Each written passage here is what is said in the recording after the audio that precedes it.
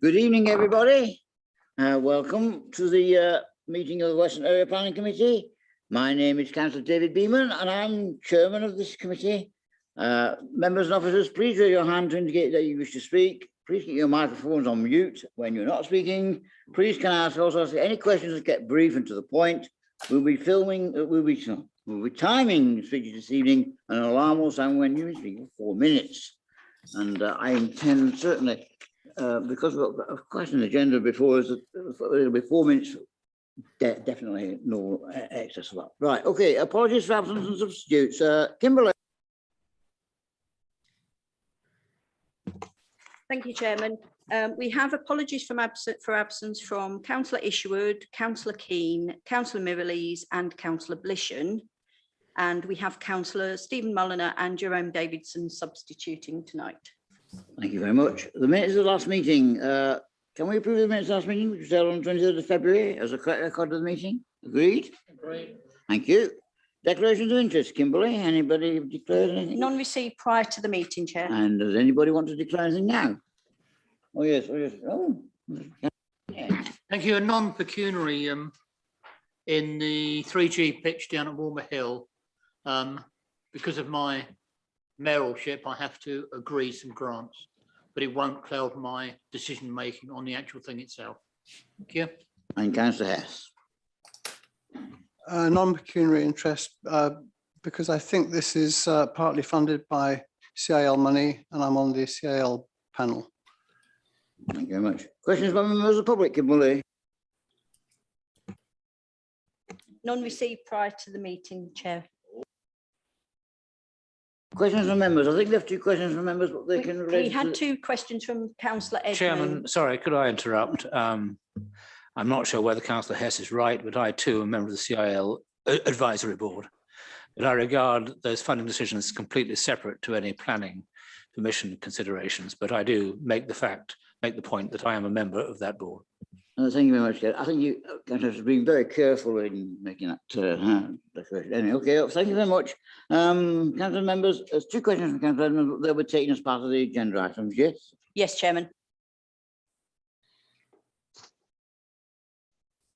Beth.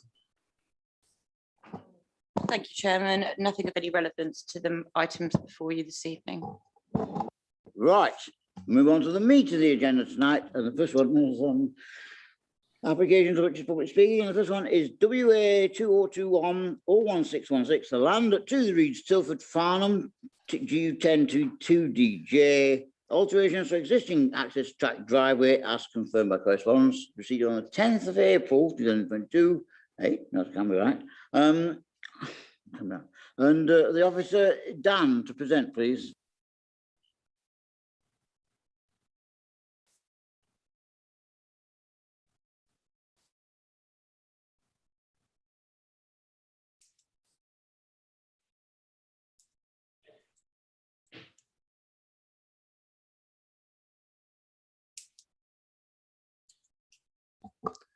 Thank you, Chair. Good evening, members.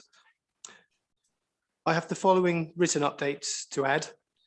The planning history within the officer report does not identify the outcome of application WA 2021-01664, an application for alterations and extensions to the dwelling submitted as one of 3 applications at the same site. Since completion of the assessment, WA 2021-01664 was determined on the 10th of February 2022 under delegated authority and refused for the following reason. The proposal would result in disproportionate additions that conflict with national, strategic and local planning policies regarding greenbelts set out in Policy RE2 of the Local Plan Part 1 2018 and retained Policy RD2 of the Waverley Local Plan 2002. There is a general presumption against inappropriate development and development which adversely affects the openness of the greenbelt. The proposed development does not comply with the requirements of these policies. I have the following verbal updates to add. Surrey Wildlife Trust provided an assessment of the site on the 14th of February 2022. They have since revisited the site and have provided the following comments. Surrey Wildlife Trust completed a site visit at number 2 The Reeds on the 21st of March 2022 on the instruction of Waverley officers. The site visit included a full walkover of the site, on review of all the information available, including planning portal comments, third-party professional reports, and the Forestry Commission. In addition to the site visit, they advised that the opinion provided on the 14th of February 2022 has not changed, and as such, this does not alter the officer recommendation. It is also understood that there may have been some confusion within the officer's report that the assessment only considered the impact of the proposed 20-metre extension to the driveway and not the 75-metre long track and access. I must clarify that within the report, it clearly states within sections 3, 11 and 12 that the proposal and assessment considers the access and track and not just the proposed extension. A further neighbour representation was received from the owners of Tankersford Livery Stable immediately east of the application site. The letter expresses that the access and track to the Reeds was in use by previous occupiers long before 1999. An additional letter was submitted by the applicants on the 23rd of March 2022, and the letter confirms their view that the track is not new and appears on Ordnance Survey maps as far back as 1873, on Natural England and DEFRA's magic maps. The track has not been widened, nor have any trees been felled anywhere near it. 2 more representations were received by the council. The responses confirmed the neighbours' objection to the proposal on the grounds of noise and disturbance resulting from use, adequacy of parking and highway safety, overlooking, loss of privacy and pollution of vehicle fumes next to the patio. They have, however, not been published as they did not comply with the council's policy relating to representations made on planning applications and were not considered to be appropriate. Members will have seen a further representation that was emailed to them this afternoon. This reiterated previous objections made against this application. The updates received do not in any way alter the officer recommendation. They are, however, addressed within the officer report and within this evening's presentation.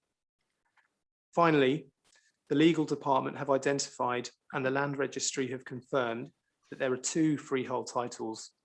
One relates to land 200 feet below ground level under the land edged red on the main title plan. We have identified that the minerals 200 feet below the site are owned by the Church Commissioners for England. No reference is made to it in the application, and nor is this shown on the council's mapping system. Due to this very late discovery, notice must now be served on the owners in the normal way. The applicant has been made aware of this and has agreed to serve notice on the owner of this title, and we would notify the county as Mineral Planning Authority. We therefore propose to proceed with tonight's committee meeting and propose an alternative recommendation to not issue the decision until the notification period has expired. Okay, the application has been brought before the Planning Committee at the request of the late ward member Brian Adams, who requested further consideration to be given to the creation of a vehicle access that has already been constructed, where previously it is contested that there was only a footpath.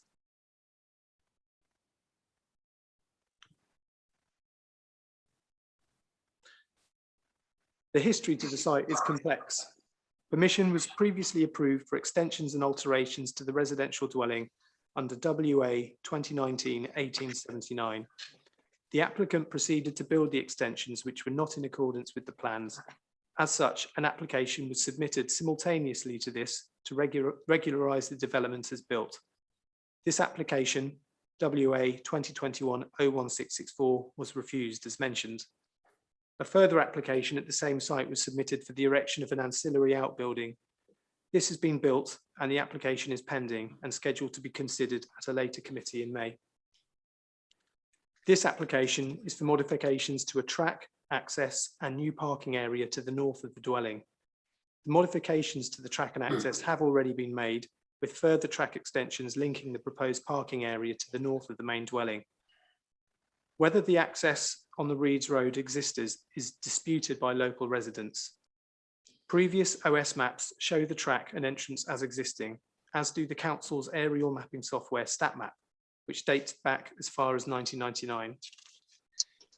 The evidence on the balance of probability, which is the test that must be applied here, indicates that the access has always existed and the track has historically been used. This proposal would formalise the access and create a new parking area and driveway. Previous access to the dwelling was to the south along a private track shared with neighbouring number 1 The Reeds and as a rear access for Reeds Wood. This application seeks planning permission retrospectively for the alterations to the access track and driveway. Members are reminded that whilst it is regrettable that the landowner sought to undertake these works without first securing planning permission, no planning offence has been committed.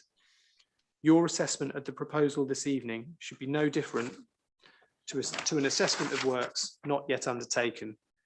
In other words, your assessment must remain focused on planning merit. Okay, the location plan. The application site is rural and agricultural in nature, with 2 attached cottages, 2 other residential dwellings and commercial stables within the vicinity. The application site lies to the south of the Reeds Road. The main dwelling is set approximately 100 metres back from the main highway. 2 The Reeds forms one half of 2 attached cottages. 1 The Reeds, attached to the east, is separated by a tall mature hedge running along the extent of the boundary.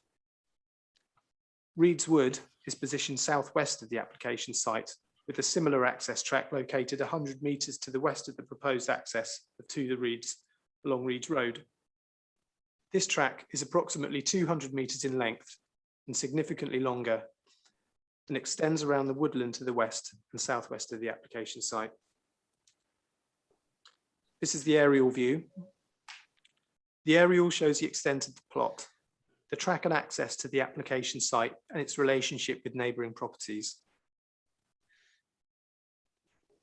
And here are some site photos. So photo A shows the access to 2 The Reeds looking southwest. Photo B shows the access looking south with views towards the residential dwelling. Photo C looks north where the track has been modified. Photo D looks west where the temporary parking area has been built. It is proposed to restore this back to grassland following completion of the new parking area. Photo E looks south to where the proposed driveway could extend by 20 metres off the access track.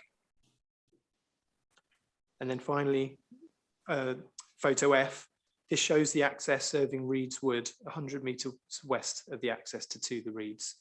And I've just identified that on the small map there. In terms of the main matters for consideration this evening, the impact on the Greenbelt, the proposed access and track would fall under paragraph 150 part B of the NPPF 2021. The access track and parking area would constitute engineering operations in association with the residential property. In terms of the impact on openness, the track is located on an area of bare ground and grass. Officers are satisfied that no trees have been removed or that further trees would require removal that would have a harmful impact on openness. As such, the proposal would comply with paragraph 150 part B of the NPPF and would be acceptable. The design and impact on visual amenity, AONB and AGLV. The applicant has removed the top mulch layer to expose the original track, which has been renewed by laying road planings and sculpings on top with no excavation. This is a typical finish for a rural track. The resultant formalisation of the parking area would be set back from the street scene by approximately 100 metres. The built form of the residential dwelling would not be visible in the longer landscape views and would have no harmful impact on surrounding landscape character. As such, it is considered acceptable. In terms of residential amenity, a number of representations were received regarding the harmful impact on 1 The Reeds and Reeds Wood. Some of the objections were related to associated construction work concerning all 3 applications that have now been constructed. However, in planning terms, the access, track and parking area would have no harmful overbearing impact, loss of light, loss of privacy or harmful loss of outlook. As such, acceptable. In terms of trees and landscape, the application site was assessed by the Forestry Commission twice, who, despite the claims made within the neighbour representations, identified that no breach of the Forestry Act 1967 was found. The tree line on either side of the track has not changed in the last decade. The council's tree and landscape officer has assessed the site and has identified no harmful impact. Further, he has reviewed the tree consultant's report and concluded it to be appropriate in scope and methodology. In terms of the oak tree likely to be impacted by the proposed track extension, conditions are recommended concerning tree protection requirements, soil amelioration within the root protection area, a new no-dig surface and supervision, and subject to compliance with such conditions, the proposed development would have an acceptable impact on the trees and landscape. In terms of biodiversity, Surrey Wildlife Trust have visited and assessed the site and note the supporting ecology statement to be appropriate in scope and methodology, and conclude that subject to conditions, the development would have an acceptable impact on biodiversity and as such would be acceptable. And finally, highways, parking and access. The County Highway Authority have reviewed the application site and have confirmed the acceptability of the proposal in terms of highway safety, parking and additional traffic, and therefore is considered to be acceptable. On balance, for the reasons outlined within this presentation and within the report, officers considered the proposed new development to be acceptable. The application is recommended for approval. Thank you, Chair. Thank you very much, Daniel. Thank you very much for that succinct presentation. We have 4 speakers tonight, and the first one is Colin Shern. Is that on Zoom? It's on Zoom. Good evening, Colin. You have 4 minutes.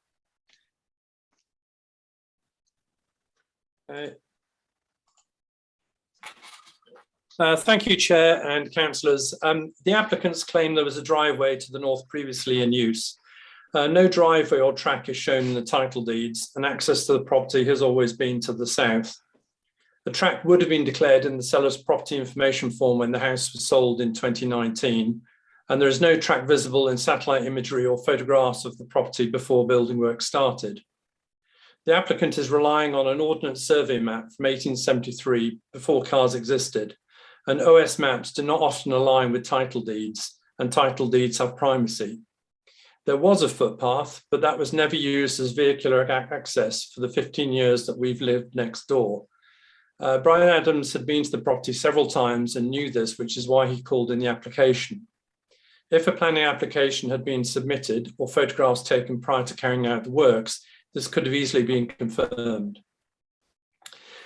The applicants claim no trees were cut down and the driveway was not widened. The officer's report states that the site is not within 200 metres of ancient woodland or water.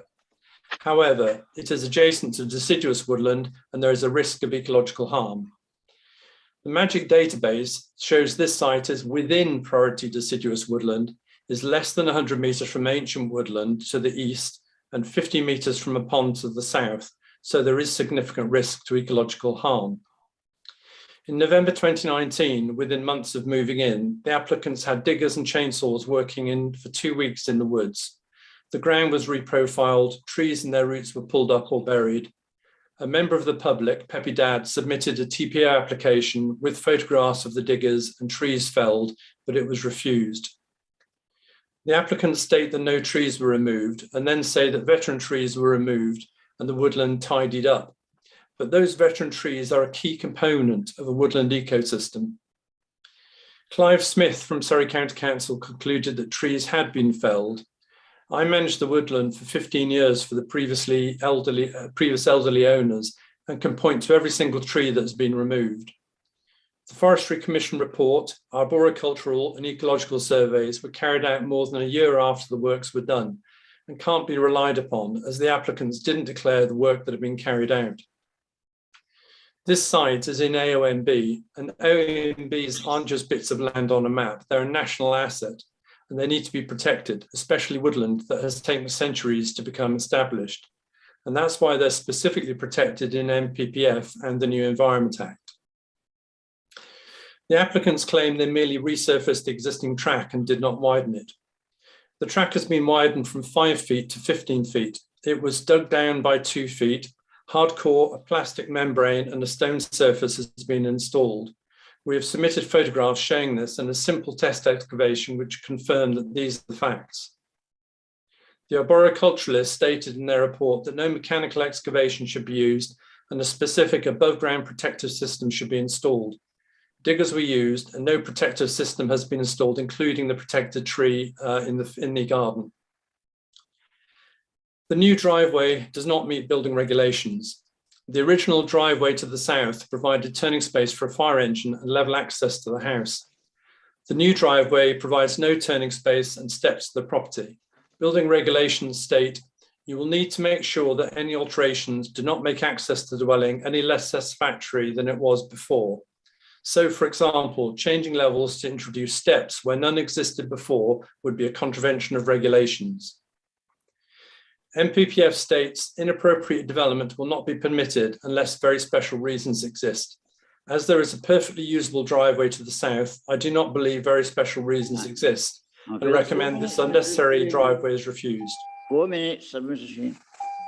Thank you.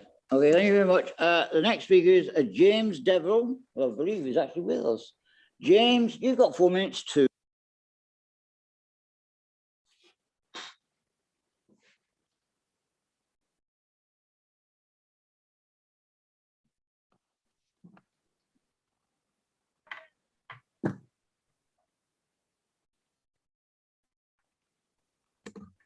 Hi, I'm James. I work for Michael Connolly Associates, who are the agents for this application. After those negative comments, I wanted to start with something positive. The applicants have just had a new baby girl, and so they can't be with you tonight. So they've asked me to speak to you on their behalf and to ask you to accept your planning officer's recommendation that the planning permission be granted. At present, they're in a nightmare situation where they do not have this extension to the driveway, and they can't access the house. They can't get a pram to the house and things. So that's the situation. From our view, despite the comments, this is a very straightforward application. And normally something like this, you'd expect that people would just do it under permitted development rights. There's some elements you can, some elements you can't. So this planning application is there to sort of make sure that everything is complied with. There's been a number of claims made by the objector. I'll just go through some of those now. In our design and access statement, we've provided significant evidence that the track is not new. We've got ordnance survey mapping back to 1873 showing the track. We've got conveyance plans of the property, which show the track went all the way to the reeds from the main road to the house. We've got aerial views of the site from 2000 showing the track and tire marks down to the house. We've got Google Street View images from July 2009, which show the track in use with tire marks. All current ordnance survey mapping, which is used by all professionals and public bodies, including Waverley Borough Council, show the track in place. These are all public documents, and we think show beyond reasonable doubt that there has been a track to the house since at least 1873. This has been accepted by officers. Also, the previous owners of the property have made a representation to say that they support the application, and for many years they drove their own vehicles down the track to the house. The applicants, as the objector said, moved into the property in September 2019, and they renewed the surface of the top section of the existing access by removing the top mulch surface. This exposed historic hardstanding below, and they simply added road planings to renew the surface, but they didn't increase the width of the road at all. This is a typical finish for this type of track. The extension to the track is completely in accordance with paragraph 150B of the National Planning Policy Framework, and as a result, policy RE2 of the local plan. It's a planning balance. We've removed areas of existing hard standing that have been used for temporary construction transport, and we've replaced them with this new parking area, which has been designed just to accept the minimum amount of cars for that size of the house to not harm the openness of the green belt. There's perfectly adequate access 15 seconds. through both.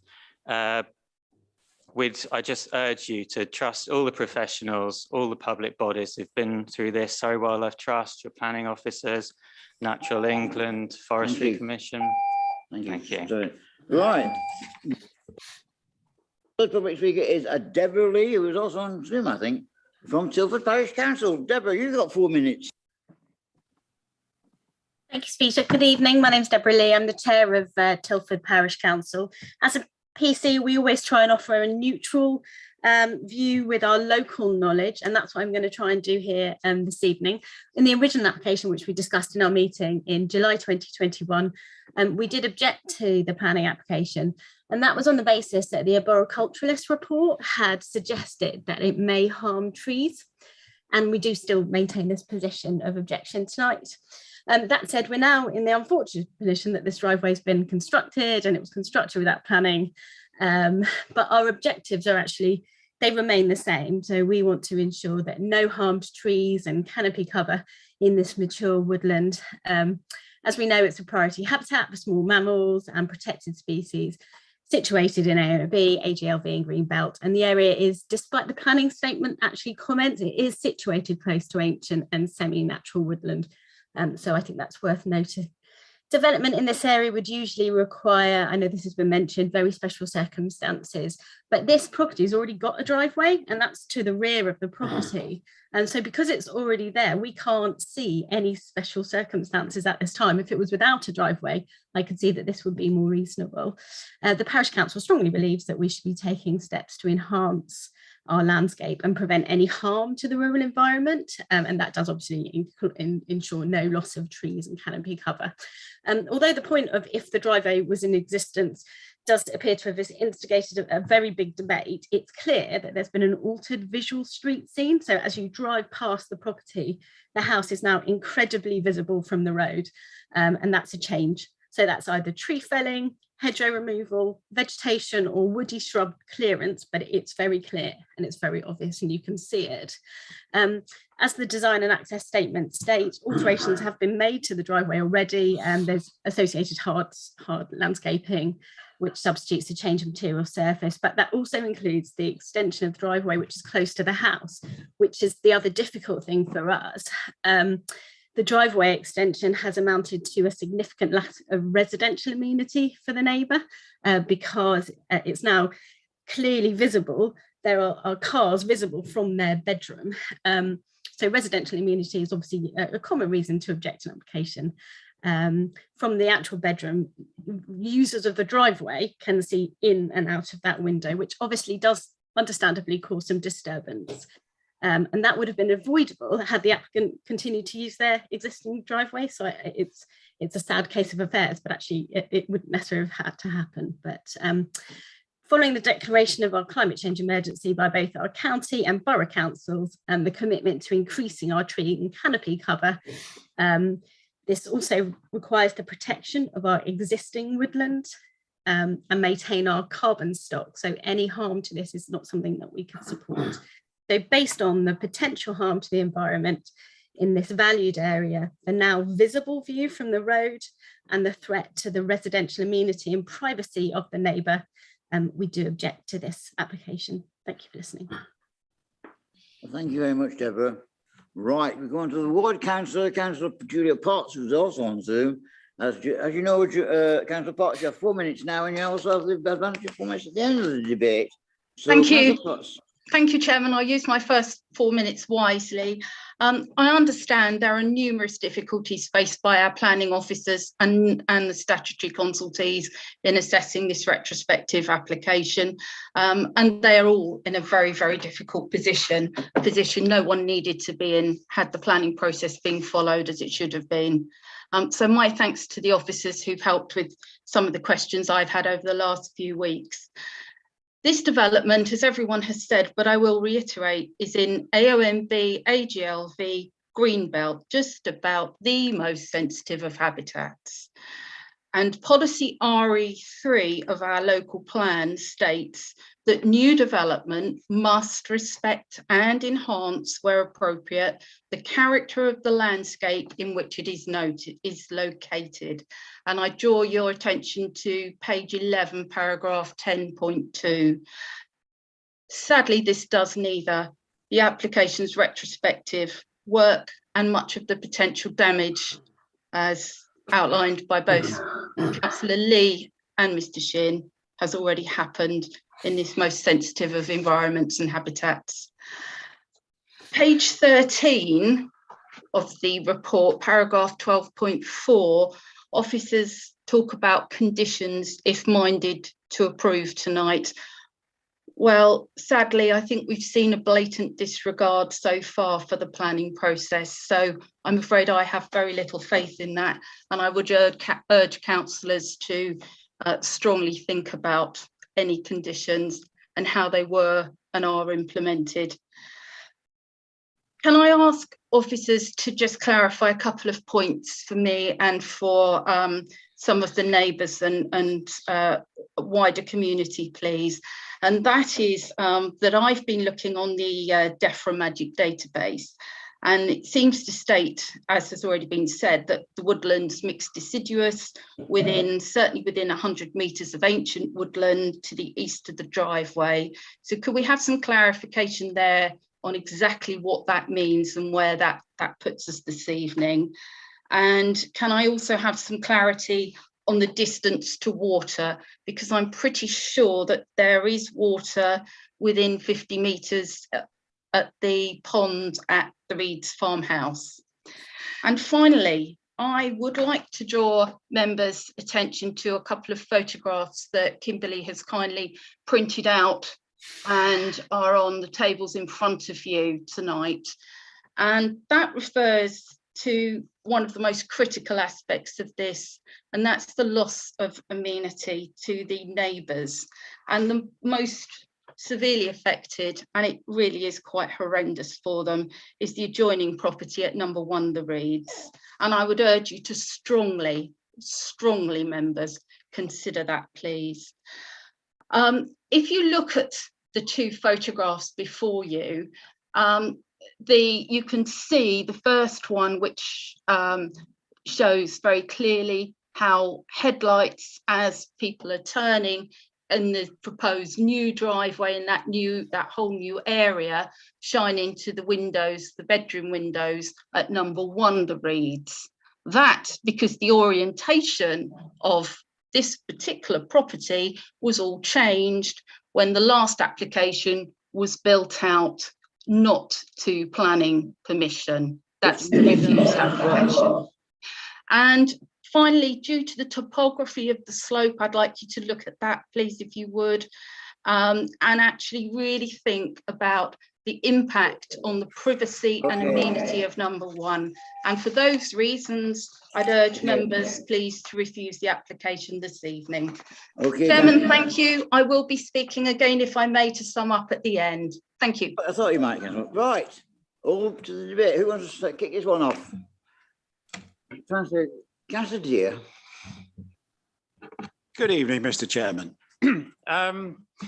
Yeah, well, applications to me in the Greenbelt always seem to be really quite tricky things. They're not straightforward, are they? And no matter what the history, I think it's presumably common ground that everyone understands that this needs planning permission and has to be judged by the standards of that. And as has been referred to earlier in the meeting, I've looked at the file for the whole property here, and this application, or the works involved in this application, have been carried out in the Greenbelt without planning permission.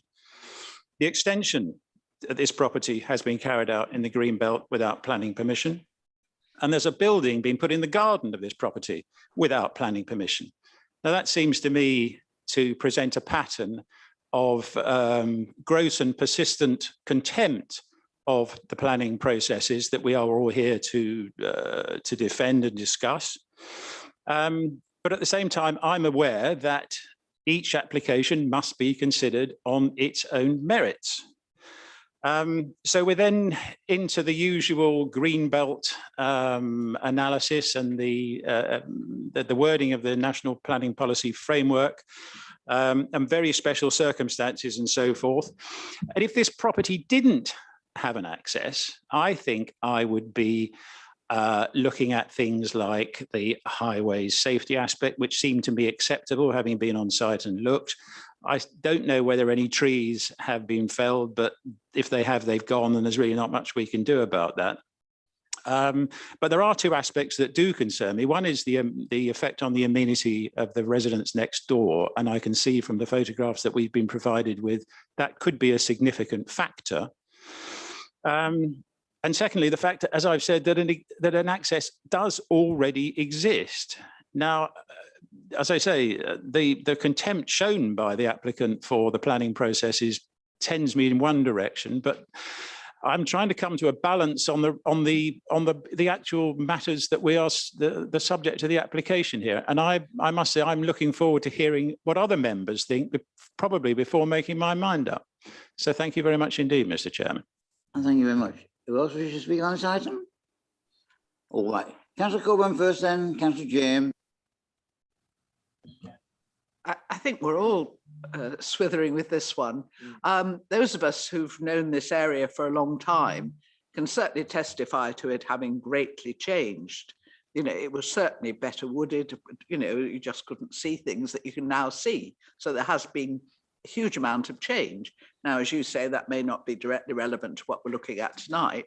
But on the other hand, if you are improving a driveway, which are that you have cleared a lot of vegetation, and certainly a lot has gone. I mean, that's just a fact. But what really worries me about this is the fact that they've sort of changed the orientation of the cottages. You know, if you've got two fronts facing the same way and then two backs, there's a sort of pattern of life, isn't there, where the cars come home and stop, and then, you know, you've got a pattern. And what strikes me here, and especially the photograph brought this home, was that, you know, basically you've turned that round. So where you've got one family with the back, as it were, which would normally be quiet, but very, very quiet in this area, suddenly having, you know, cars coming and parking, and it does change the nature completely. So I think the effect on that neighbour does need to be considered. It is difficult with the green belt, and I've been a great supporter of the green belt and tried to avoid doing anything in it.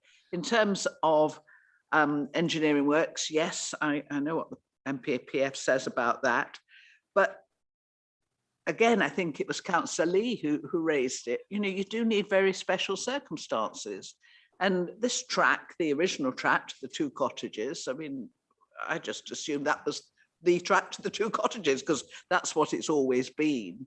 And I don't honestly see the need for this second track, which has definite, I mean, the openness of this site now is in stark contrast to when we first went. I can't remember, some of those who've been on the committee for a long time will remember going on site visits many years ago, and the character has completely changed.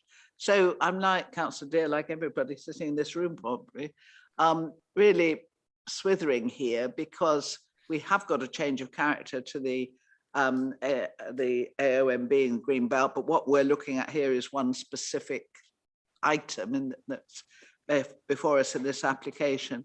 But I do think the effect on the neighbours' amenity is and subsequent. I mean, we've already got historic damage. Councillor Dear says we can't do anything about that, and up to a point is right, but we can ensure that no more happens. Well, we can ask that no more happens, put it that way. So yes, I'm along with everybody else. I'm swithering on this one. Thank you, Chairman. Yeah, Councillor James. Thank you, Chairman. It's this on balance, and it's very interesting tonight.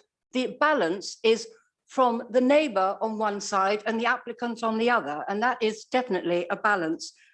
When the neighbour next door says that they actually dug 2 feet down and put in plastic, but the applicants have said with the officer's report that they only just removed the top layer and put some mulch down. So those two things contradict each other. So it's a question of whether who you want to believe or not. On the photograph of the access on the road, it's got a very wide display, and I'm absolutely positive that that was not there before, having driven past it lots of times. I don't ever remember seeing that big wide display. So, you know, I'm not sure who we should believe, and the policy which says it should enhance the character of the landscape. And I'm afraid, in my view, that the opening up of this, whether or not the track was there and there were tire marks going down it, you know, we got hundreds of little tracks in Chiddingfold, and they certainly don't have great wide access branches. You can hardly see to come out of them, even my own one, which is very narrow. So I am actually not happy with it, because having had one I brought to the committee last week in the Green Belt, and we were absolutely adamant, I think it went 11-1 against anything in the Green Belt, even though the AONB thing, they were happy with it, that I'm on balance actually with not with the applicant, and with those that actually know it and didn't arrive just a few years ago and want to open up and make their house a different house that wasn't there. If they didn't like it when they shouldn't have bought it, it's got an access. So why do we have to have another big one? So I'm slightly swayed towards not with the officers. Thank you, Chairman. Thank you very much. Right, Councillor Molyneux. Thank you, Chairman. I paid my own site visit the day after the committee one, as I was otherwise engaged. I spoke briefly to the male owner, but just to establish my bona fides, and had a look at the site. I think we need to keep our attention solely on this particular application. In terms of visibility from the road, it's not much. It's quite a long way away, and if you were driving past, you wouldn't notice the house. What did strike me is, although this is described as a retrospective application, there is a prospective element to it. Perhaps Mr. Holmes can confirm this, because what the owner told me is they wish to extend the semi-metalled part of the track, it's basically scalpings, all the way down to the house. And they'd like it to be about 8 yards wide. I paced it out with him watching and agreeing that's where they wanted it to be at the bottom. So I don't think that part can be said to be part of an extension of a track. It all depends what you regard as affecting the openness of the green belt and indeed the AONB. Basically, anything at ground level is very hard to get too excited about. So if the committee was minded to approve this, providing they understand the full extent of what is planned, that is okay. As I say, what the applicant wants to do is to bring this track at about sort of 15 feet wide. Further down, if you look at the photographs, by the way, which we were given earlier, if people could look at that, the one which shows the swimming pool to the right, you have a hedge with a reasonably dense bottom separating the two properties, number 2 on the left, number 1 on the right. And you've got a car parked, which is on the bit they've extended so far. Basically, they want to take the grass up that you can see below that car and grass you can't see, which is right in the lee of the hedge. And so in the end, there'd be that sort of hard standing all the way to about 8 yards wide, close to the house. Now, I don't know whether that's in the line of the track or not. In terms of what do I think that would affect the openness of the green belt, well, I don't think it would make a huge amount of difference, to be honest. It is troubling when you have these neighbour disputes. I don't think planning committees can really get involved with them. If I'm looking at this solely from the perspective of, will this harm the openness of the green belt or the ONB, I think probably not. I think also it's worth saying is that the way the law works in this country, there is no obligation to seek planning permission, strange as it may seem. If you do build something without planning permission, you are taking a risk. The risk you are taking is that it will be found to be contrary to policy. There will be an enforcement action taken by the local planning authority, Waverley in this case, and you may be forced to demolish. Indeed, in my early days on this council, I was involved in one which involved a very expensive demolition, finally forced after The retrospective planning permission had been refused, the appeal had been lost, enforcement was proposed and appealed against and lost, and it cost the owners £500,000 to put it right. And that is why people are well advised to seek planning permission in the usual way. In this case, it is regrettable they haven't gone through it in the proper way from the start, but we are where we are. And I think on balance, operations at ground level, unless there are clear evidence it's affecting trees and other things, which I'm not sure there is such evidence, I can't get sufficiently excited about to go against the officer's recommendation. Thank you. Thank you very much. Councillor Hess, I think you were next. Thank you, Chair.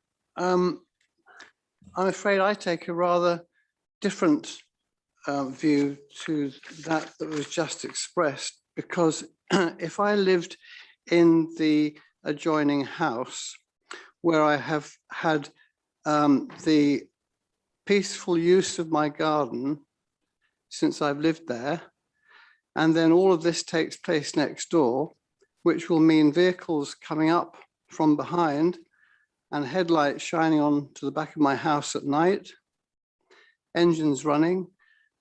I mean, we can tolerate things like lawnmowers and the occasional strimmer, but vehicles coming and going on what's become a permanent track is going to negatively affect the quiet enjoyment of the adjoining property. I think it's number one. And if I lived there, I would be greatly upset by that. It would affect my quality of life. And I would object big time.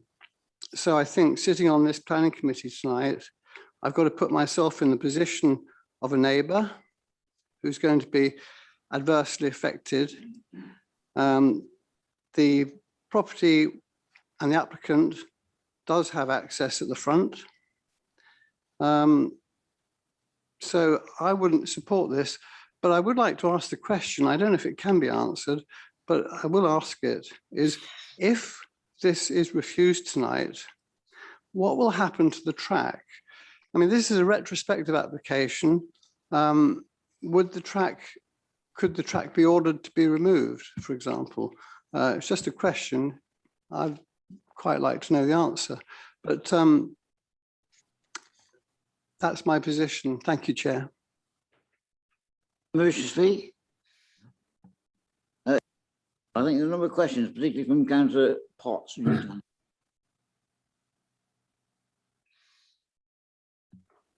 Sorry. Thank you, Chairman.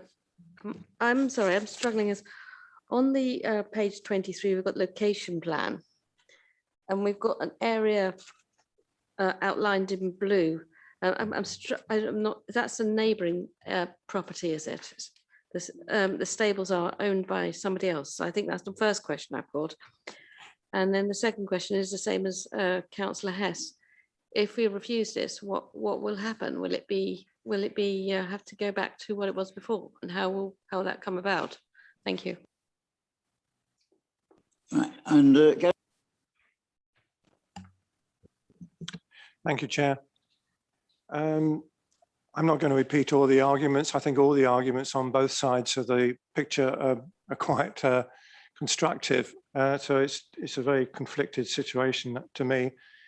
In general, I like to support applicants who want to improve their property as they see it, live and let live, shall we say. There's greenbelt considerations here, and there's neighbour considerations. So it does make it very difficult. I see there's quite a strong hedge between the two. We should give protection to number one. So to me, it's a difficult balance. I'm likely to vote in favour of the officer's recommendation, I think. Thank you. The councillor, can Daniel answer? Daniel, I've got a number of questions to answer, I think. Thank you, Chair. I'll just run through them sequentially. Please correct me if I've got them wrong. Councillor Potts, you wanted to know the distance from the house and track to ancient woodland and to the water to the south of the site. The distance from the house to Ancient Woodland was 106 metres, and the track to Ancient Woodland was 116 metres, and the distance to the body of water to the south was 60.4 metres. Councillor Mulliner, you mentioned the parking area at the end of the track. Is that correct? Yes, what I understand from the applicant is they wish to extend further all the way down to the house. Yes, that's correct. So there's So it's not purely a retrospective application, because they haven't done that yet. There is grass there which they wish to take up on both sides of the existing path. So the width at the house end will be 8 yards, as I posted on Tuesday. Yeah, that's correct. There's going to be a 20-metre extension from the track that is currently there, linking to the northern elevation of the house to create a new parking area. Okay. Councillor Hess, you asked if refused what will happen to the track.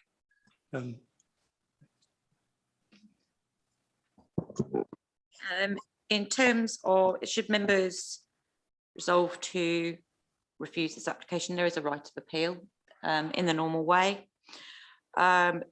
We tend to hold in abeyance any action pending the outcome of due process.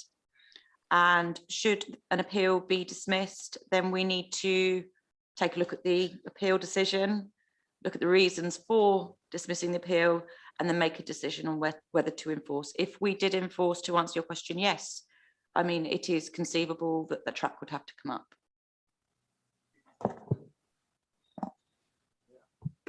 And finally, Councillor Dixon, I think you asked about the location plan on page 23.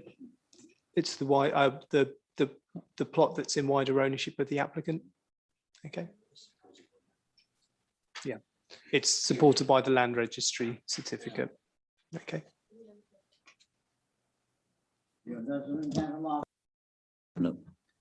After reading all this and taking on everybody's arguments, I feel I have to support Tilford Parish Council. They're the ones with the feet on the ground, and they're the ones that look at everything every day. I feel there are no special circumstances for this track to be built, as there's access from the south, and I will be voting against it. Thank you. Beth? Thank you, Chairman. Listening carefully to members this evening, I've noticed quite a few mentions of very special circumstances. Now, very special circumstances are only required to be demonstrated where there is inappropriate development. We, as officers, consider this to comply with one of the Greenbelt exceptions at paragraph 150B of the NPPF. So we are content that it is appropriate development. So we don't need to venture into the whole argument of whether the very special circumstances exist or not. I just thought I should mention that. Thank you, Chairman. Thank you very much. Right, anybody else want to say anything before I go back to Councillor Potts? Councillor Potts, your last 4 minutes. Chairman, thank you very much. Yes, I think Councillor Lee from the Parish Council did sum things up very well. I've desperately tried not to get into all the neighbouring and neighbourhood disputes that have gone on. And obviously, one of the things that I've gone from is the knowledge of the Parish Council, the late Councillor Adams, and obviously what I've seen happening myself over the last 2 and a bit years. So an awful lot has gone on at this site. There are various policies that would allow you to refuse the application this evening. And as I stated early on, policy RE3 of the local plan that states new development, and this is new development. And as I say, that can be found on page 11, paragraph 10.2, should enhance. This does not enhance. Further, I would again reiterate, and I know many of you have looked at the photographs, that the topography and the effect therefore on the amenity, given that the impact on number one, the Reeds, the neighbouring property, is huge. The applicant has already changed the orientation of their property and blocked off the existing driveway that would have come round the old front of their property. That is still there. There was nothing wrong with that access at all. It is not as if the applicant doesn't have an access. And again, members, given the noise, the potential pollution, and everything else that will affect number one, the Reeds, in addition to the harm, both ecological and to this sensitive habitat, I would ask you to please refuse the application this evening. Thank you. Thank you very much, Councillor Potts. Well, this really is a difficult one, isn't it? To be quite honest. Right, I shall put a recommendation for the vote. That subject to this is also amended because of the 21 days. Yes, yes. That subject to conditions 1 to 7, and if I was one to permission granted. Could those in favour please raise their hands? I said, there's 21 days notice because of what Mr. Devlin said before we finish. We notice that subject to conditions 1 to 7 and informations 1 to 5, permission be granted. Those in favour? Those against?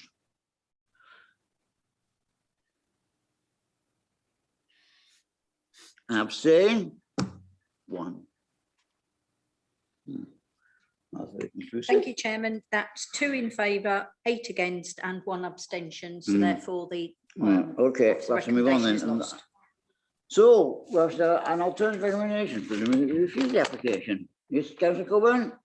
I'm suggesting putting forward a recommendation that we refuse the application, Chairman. I'm sure I have a seconder. I'm very happy to second that. Very happy, Mr. Chairman, to second that. Okay, thank you very much. Yeah, Councillor Dear. Right, we've got to have reason. So.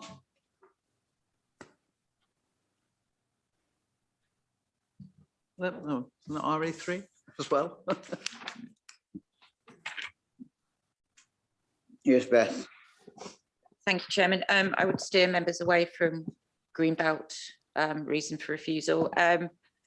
If you would like to share with us what your potential reasons are, we can help you form some defensible wording around those. But we do need you to articulate your reasons. Thank you, Chairman.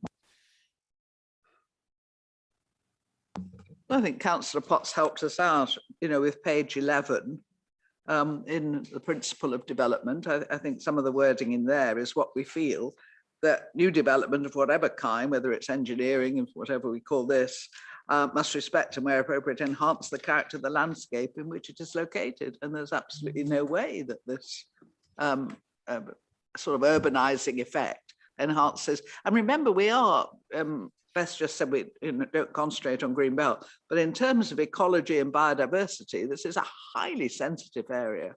I mean, it really is. And, to dig a load of it up and take out any of the sites that the biodiversity depends on, obviously is an area. So I think, that alone on page 11 is part of the reason.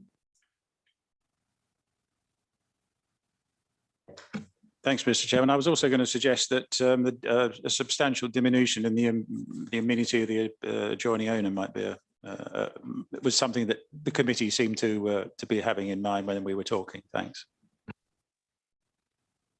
You got someone else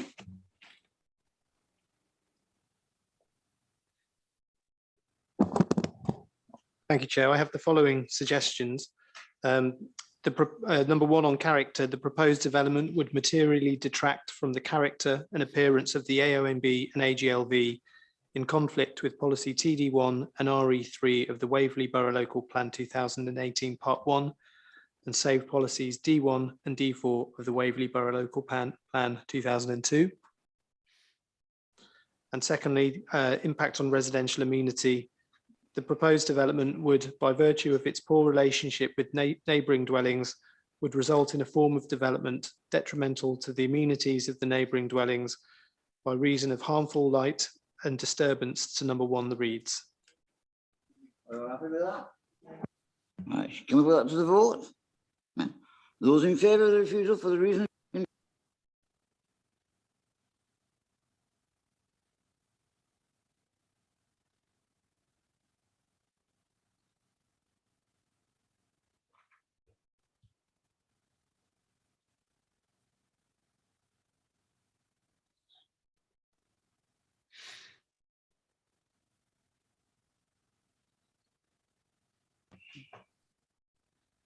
Numbers I did the same. Okay. Thank you, Chairman. So that's 9 in favour, none against and 2 abstentions. So therefore refusal is carried. Thank you very much. Okay, can we move on, please? And the next item is PIP 2021-02768, the land at Hookstall Lane, Farnham, GU98LG, an application for permission in principle for the erection of 9 dwellings. And Carl Houston is officer. Could you please present, Carl? Thank you.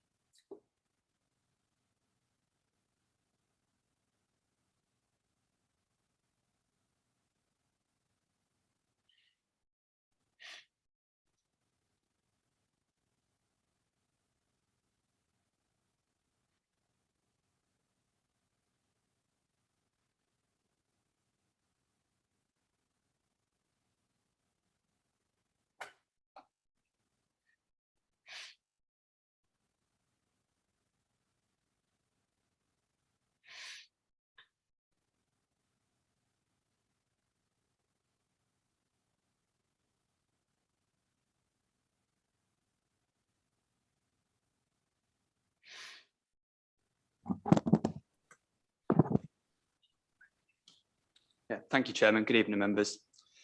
This application seeks permission in principle for the erection of 8 to 9 dwellings at Hookstall Lane. Members will be previously aware of this site from the previously refused 2 outline consents for 24 and 39 units respectively. The application site is situated within the developed area of Farnham and is situated close to the town centre. From the aerial photograph, you can see the site currently comprises of industrial buildings with an existing access from Firgrove Hill. It furthermore is situated between the railway line to the north and Arthur Road to the south. Photo A shows Hookstall Lane and looks down the access towards the site. Photo B shows the existing industrial site, sort of looking from the east. Photo C is looking from the west back towards the buildings. And photo D is looking back up Hookstall Lane. So the main matters of consideration for this permission in principle are location, land use and amount. Officers do note that matters such as access previously amounted to reasons for refusal under the previous outline schemes. However, whilst access is a material consideration for this PIP, officers are satisfied that the information requested by the Highways Authority can be provided at the technical details consent stage, which would follow any granting of permission in principle. Thank you, Chairman. Some public speakers for this item. The first one is Peter Banks. He's online, presumably, is he? Hello, good evening, Peter. You have 4 minutes, a strict 4 minutes, please. Yes, good evening. Can you hear me?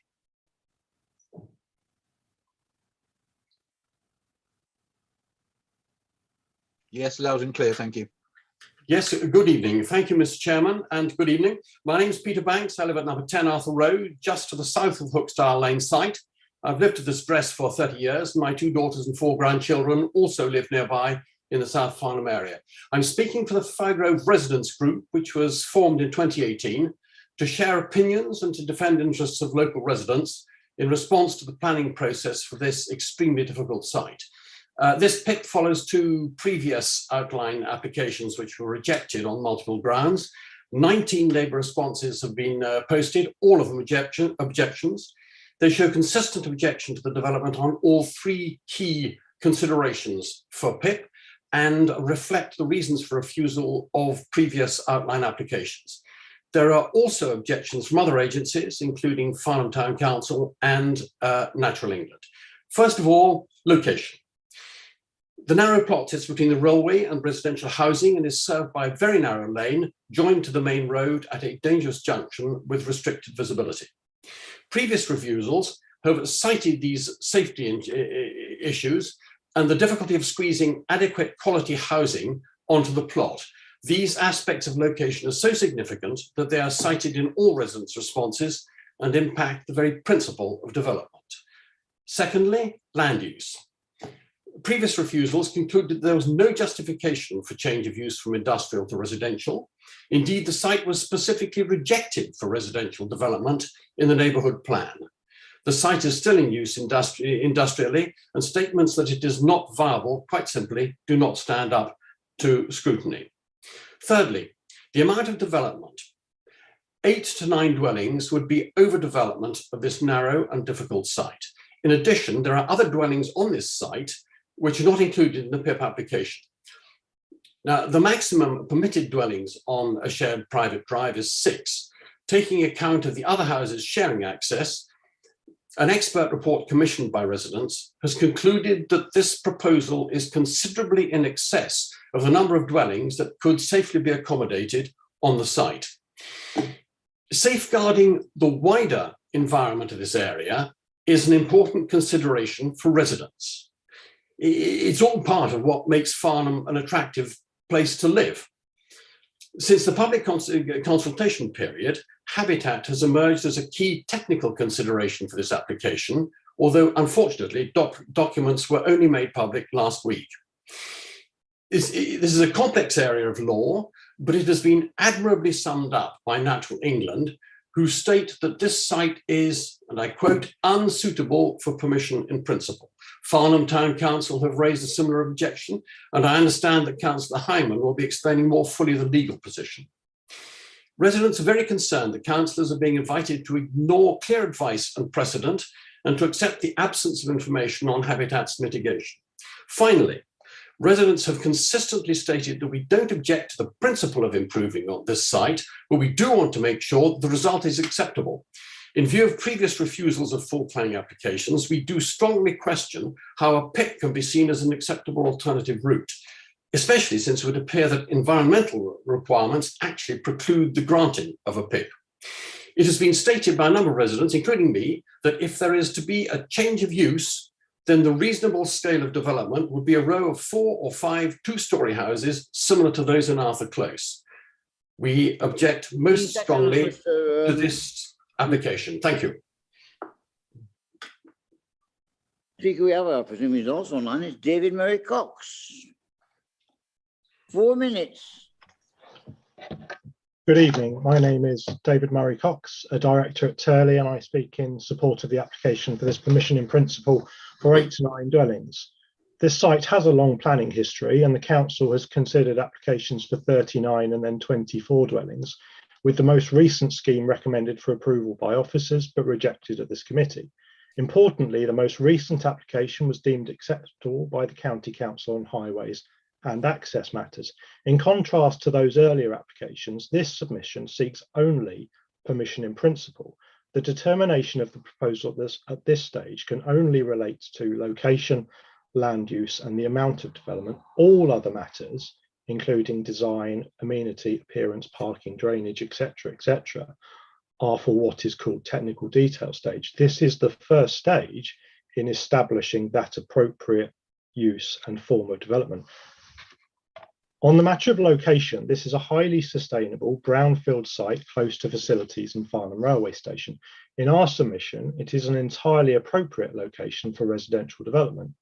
On the matter of land use, the site is 0.2 hectares in size and occupied by a collection of industrial buildings, but these are in a very poor state of repair and in our view have a detrimental impact on the character of the area. Until recently, the site occupied 2 businesses. One has recently vacated the site and the other is in the process of doing so. Not only is the site in a very poor state of repair, but it lacks the basic amenities required to serve employment operators in the 21st century. Notwithstanding this physical state of the site, the applicant has sought local agency advice regarding its future. In short, that advice confirmed the agent would be unwilling to market the site in its current state and that it was unlikely that potential tenants would be attracted. In the agent's opinion, it would take significant investment to bring it up to modern standards, and it would be unlikely that anyone would be found to undertake those works. Furthermore, the council's own evidence for the local plan, this is the Waverley Employment Land Review update, shows a significant oversupply of such uses in the borough. That evidence suggests a surplus of light industrial accommodation of between 20,500 and 53,600 square metres of floor space in that sector. This site is 0.2 hectares, a near negligible amount in that context. In addition, we note that the retention of the existing use of the site is not identified in the neighbourhood plan as being necessary. In our submission, and given the nature of these issues and the recent findings that there is a housing land supply shortfall, there is no sense in retaining the current use and restricting the development of new homes on this question of principle. On the matter of amount, this application proposes 8 to 9 new homes in a highly sustainable location. The nature of how these will be accommodated at the site is not a matter for this application, but for the technical detail stage. The question to be answered now is whether that quantum could, as a matter of principle, be accommodated. Your officers agree that it can be. Regarding the neighbourhood plan, there are references to alleged conflict with policies, for example, in relation to townscape. However, the reality is that none of these matters relate to the principle of development. Should the committee disagree with the granting of permission on this principle, then it suggests that it wishes the current use to be retained, despite all of the points we've raised. We urge the committee to support this application so that the applicant may move forward now with proposals to deliver a high quality, highly sustainable scheme designed with achieving net zero in mind. I thank you for your time this evening. Thank you. Thank you very much, Mr. Murray Cox. Right, we have another, the ward councillor, who I think is also on Zoom, isn't he? Mr. Jerry Hyman. Jerry, you have 4 minutes now, and you also have the luxury of 4 minutes after when we've finished the debate. And all I would say is that we're speaking to the application rather than making general points, actually. But absolutely, Chairman. Thank you very much indeed. I thank Mr. Banks for covering a number of the issues that residents have raised, and unfortunately, I don't think there's time certainly for me to cover, and probably not time for the committee to debate the legal issues which have arisen, because this has very much become, I think, now a debate which is between Natural England and the officers and applicants. And I'm not sure that we've got sufficient information in respect of that for members to know for sure that the recommendation of the officers is safe, because to go against Natural England's advice obviously has repercussions. Now, Mr. Murray Cox, well, I agree with a lot of what he says. He says it's a highly sustainable site. I mean, unfortunately, not in terms of NPPF paragraphs 182 and 11. Which rules out the principle of sustainable development. So in habitats and certainly NPPF terms, it's not sustainable development, although you know, he argues as in other respects, of course, that it is. This development, it has been raised, and I just want to cover one issue. I haven't predetermined it. I'm not on the committee, so I don't get a vote anyway. But I haven't predetermined it. It is predetermined by the legislation. I've made that clear before, and that's why I've never been criticised before for you know, putting the position forward. We do not have the evidence necessary to conduct a complete appropriate assessment. That's been accepted by the head of planning back at the November the 8th audit committee meeting. He was going to work on it, and nothing more has been done. The vice chairman of the committee, Councillor Rubini, and the mayor, asked officers for information on the mitigation and hasn't received any. The AA pro forma that was provided a week ago certainly doesn't contain the detailed assessment of mitigation required by law, and people over Windcase and Waddensea previously. Nothing's been done to make Farnham Park, the SANG, for the Thames Basin Heath Spa effect, significantly more attractive to spa users. That was required by the Natural England Staff Delivery Plan in 2006. If you want to see the evidence, Natural England had no evidence of the effectiveness of their soft spa management measures, the SAM measures that developers are currently asked to contribute to. which are wardening and education, behaviour change. There's no evidence of the effectiveness of that. There's no mitigation proposed for the Weldon Heath Spa at Frensham, even though the possibility of a significant effect is accepted. So without mitigation, we have to assume that the availability of other sites around is the mitigation. Of course, there's no evidence to support that. The sites haven't been identified or anything. So I know, when I say that that there isn't any mitigation, the officers will argue with that, but certainly it's not in front of members. It's not there. There is nothing in the 6-page pro forma, which is really a screening assessment with a appropriate assessment written on the top. There's nothing in there which satisfies the legislation, and so really, as far as my position is concerned, that requires, and it's a position of the law, because I don't want to put a view on it of my own. It's not my opinion. The law states that we must have that information. With insufficient information, the development must be refused, and it's not sustainable development. And accordingly, the tilted balance doesn't apply. Now, there is 15 seconds, Mr. Simon. Sorry, how much time, Mr. Chairman? Yeah, you got 15 seconds. Well, 10 now. Oh, I'm sorry. It has become a legal debate between the applicant and the officers and the new position and their new position in Natural England. Unless we know the errors in Natural England's position, I don't think we can go against it. So I'll listen to what the debate says and sum up later. Thank you, Chairman. Well, you do have another 4 minutes at the end, Councillor Simon, as you know. Right. Yes, thank you. Right, who?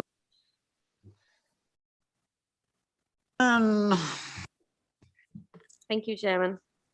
I would like to speak to the location of this development because it's a really interesting place. It's on the corner going into Farnham, and I think there's a shop selling fireplaces, and then there's a mini supermarket, and there's a physiotherapy place. And there's a very wide pavement in front of the mini supermarket. It's about 20 foot wide. It's quite wide, isn't it? And I think they've even had chairs and a coffee shop out there as well. I don't live up that end, so I'm not intimately familiar with it. And the thing is as well, it's quite a wide pavement, and then it goes on over the bridge, and then you walk down to Farnham Maltings. And actually a lot of people who live in that area, they don't use their cars, which is great. They walk into Farnham, which I'm all in favour of.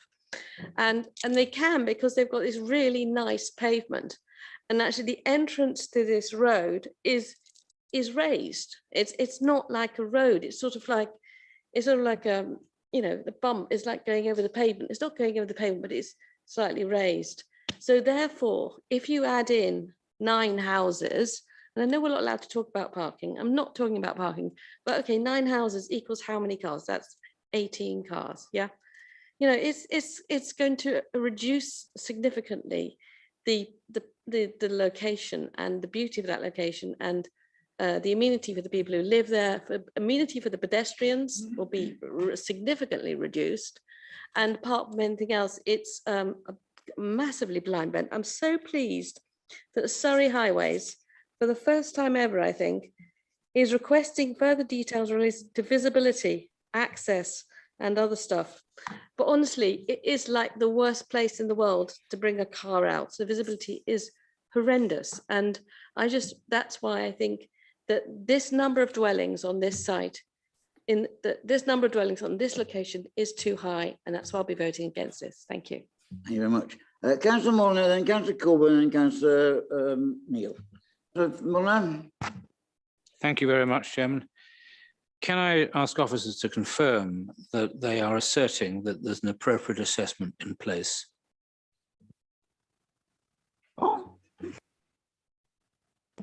Yes, there is an appropriate assessment which is on the website as well. Thank you. Would have been helpful, I think, in matters like this, if these things could be printed out and attached to the papers. This is a rather touchy area, and I think we should try and make it as easy as possible for members to have all the information that they need. I don't have my PC available, and I wasn't aware that this is where one could find it, to be honest. I read the... Carl Housden. Councillor Mulliner, this is a multi-stage process, and it is the case that a further appropriate assessment will be done at the stage of technical detailed consent stage, which is in accordance with a recent case law and is lawful. Well, I read the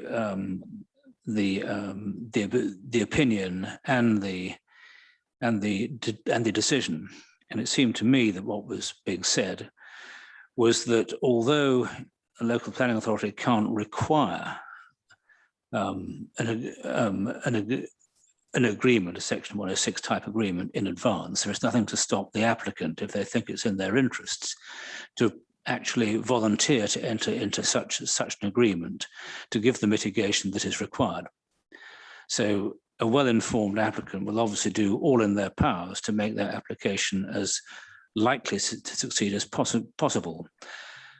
You have worried me by saying this is a multi-stage process. It seems to me that Article 5B is saying you've got to have this ready at the time you wish to consider granting the permission in principle. You can't wait until the TDC, the technical detail stage. So when you say the appropriate assessment is a multi-stage thing, I mean, what does the appropriate assessment actually cover at the moment, at the time we're trying to take this decision tonight? Mr. Devlin. I briefly read the current assessment. The planning in principle process establishes a range of development. In my opinion, the appropriate assessment tonight is opposite the application for the PIP. But the actual quantum of development is not yet known. The number of bedrooms is not yet known. It is not possible to quantify at this stage the amount of SANG, suitable alternative natural green space, and SAM, site access monitoring costs, what those would be. So until the precise detail of the application, the precise detail of the multi-stage application is evident, the assessment before you tonight will need a further supplementary assessment. That is part of this multi-stage process, namely the application for PIP and the latter, the Z stage. Thank you, that is helpful. I think it actually confirms my concern about this. The way the legislation appears to be set up is, and as inspectors seem to have interpreted, it is certainly open to an applicant to stack the deck, if you like, as much in their favour as they can by foreseeing all these problems. It seems to me unfortunate that the applicant has not worked out the number of bedrooms and therefore the amount of SANG required. And if they fail to do that, that is their bad luck. It does seem to me that the environment which has been created is they have to do a lot of legwork at an early stage to show there will be no adverse effect on the European side. They have not done this in this case, as you've just confirmed. They haven't said how many bedrooms they intend to create. Therefore, they can't say how much SANG will be required. And therefore, they can't, in fact, give confirmation to the council that there will be adequate mitigation.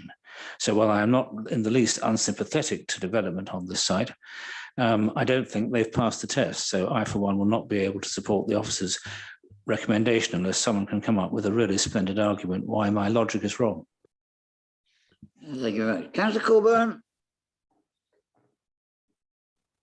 Thank you, Chairman. I thought there was somebody before me. No.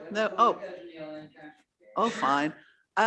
Yes, unlike Councillor Dixon, I know every inch of this site. In fact, what was put forward for the neighbourhood plan was slightly under 0.2 hectares, which is why it was not put forward as a site, because we didn't actually assess anything 0.2 hectares and under. But when we did look at it, we walked the whole length, and we thought if you're going to do a large residential development on this site, you would have to have another access, possibly from Arthur Close, because the one thing that works against this site is the access. The location of this site, just happens to be down one of the most difficult accesses there is. And you can't change it. Surrey can talk about splays, they can talk about absolutely everything. You've got a railway bridge there. And in fact, Councillor Dixon talked about the wonderful pavement. The bit between the corner of Arthur Road and the railway bridge is probably the most difficult pavement to walk on in the whole of Farnham, because you've got cars coming and going to Sun and Moon. You've got the existing industrial uses going down that narrow bit. And in the meantime, you're desperately trying to mince your way down to the Maltings, as you say, which is why many people go in the car because it's safer. I am completely confused on this. I think it's cart and horse. I share a lot of Councillor Mulliner's doubts about it. We've been told by Natural England, well, they have an objection to this. I've read the court cases, or tried to read them, and I come to a different conclusion. I come to the conclusion that, well, they dismissed one of the court cases we're supposed to have looked at, but it seems to me that you have to have the mitigation in place. You have to know what the mitigation is, or know at least that there will be credible mitigation to go ahead with a permission in principle for a certain number of dwellings. And this is my dilemma with this. I don't have a problem with some development on that side, providing you can get safe access and egress. And it's going to take some doing, because you've got a railway line and a building. You can't cut anything down. You can't, sort of trim back a shrub. There isn't one. You've got a brick wall and a railway line. So that's your dilemma in terms of the narrowness of the access. So it's not that I'm, against development on this site, but I thought, because of the SPA and the issue with development in Farnham, that really you couldn't do a permission in principle for something of this size in this rather complicated area. So I'm completely confused. We're always told you can't go against Natural England, and now tonight we're being told you must go against Natural England. So,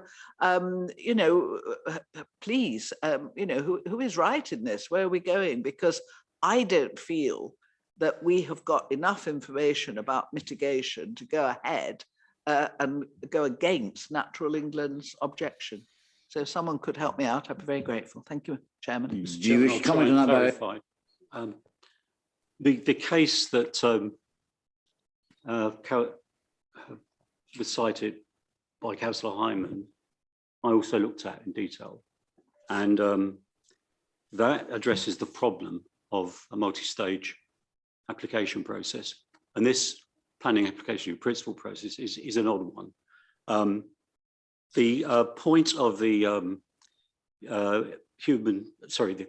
the habitat regulations regime is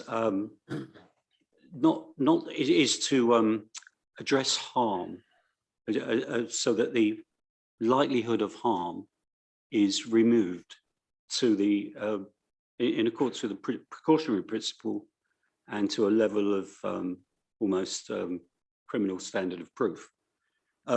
It is accepted that in habitation regulation assessment terms, that you can satisfy you can embed the required mitigation at that secondary stage, so that in that case it was at reserve matters stage, but this case says in principle that applies to any multi-stage planning application process. So the permission in principle isn't the point with this particular process at which the mitigation need be identified. You can leave it to a later stage. And in this instance, this would be the technical detailed consent stage.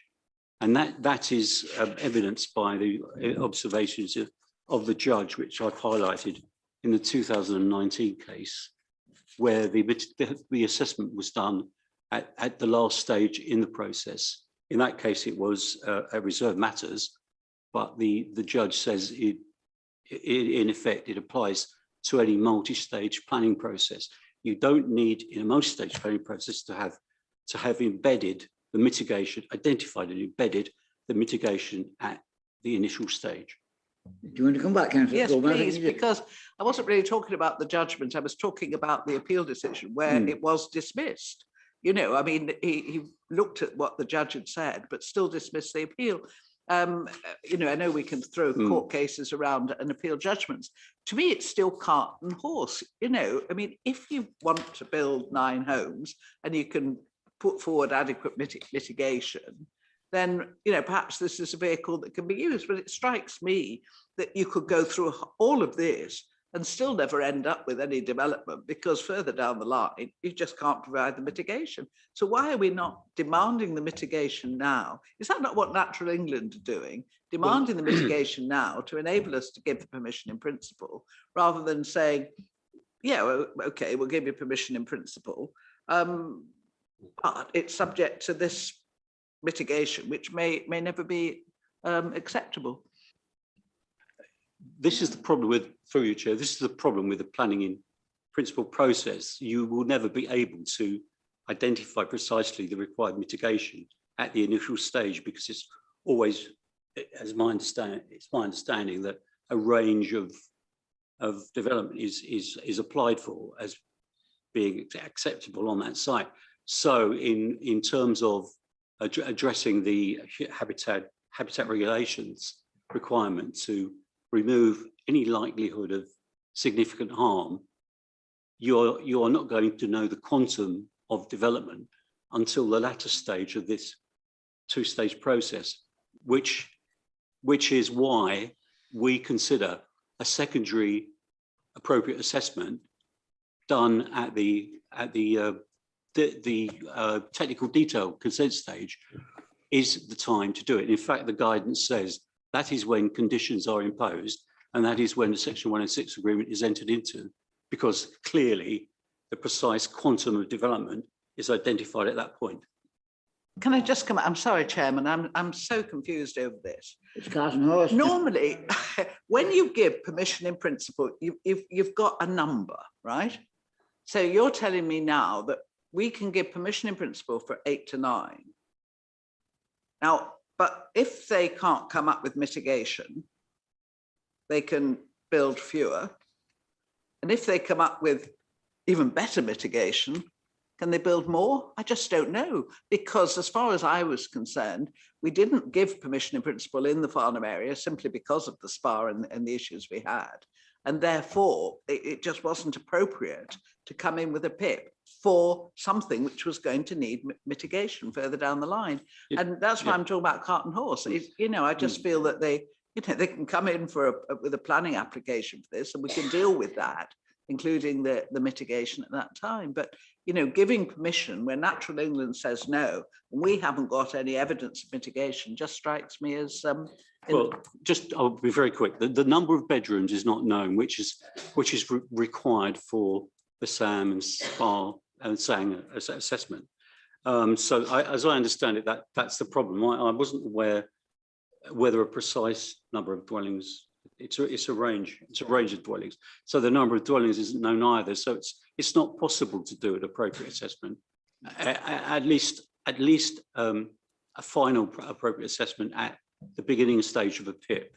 And the basis for natural objections, the basis for their objection is purely that the mitigation has not been identified at this stage. There is no ecological, if you will, objection.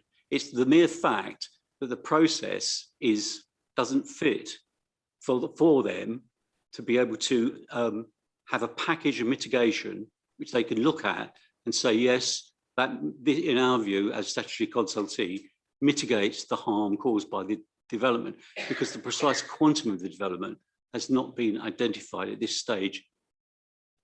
I'll end there. I would like to move on now. I think we don't mind. So could I, Chairman, this is absolutely crucial to this issue. Yes, it is. Could I please ask everyone to turn to page 35 of their pack? I'm not going to say a word more until everyone has got that in front of them. This is the official report from our officer, which I'm sure has been very carefully drafted.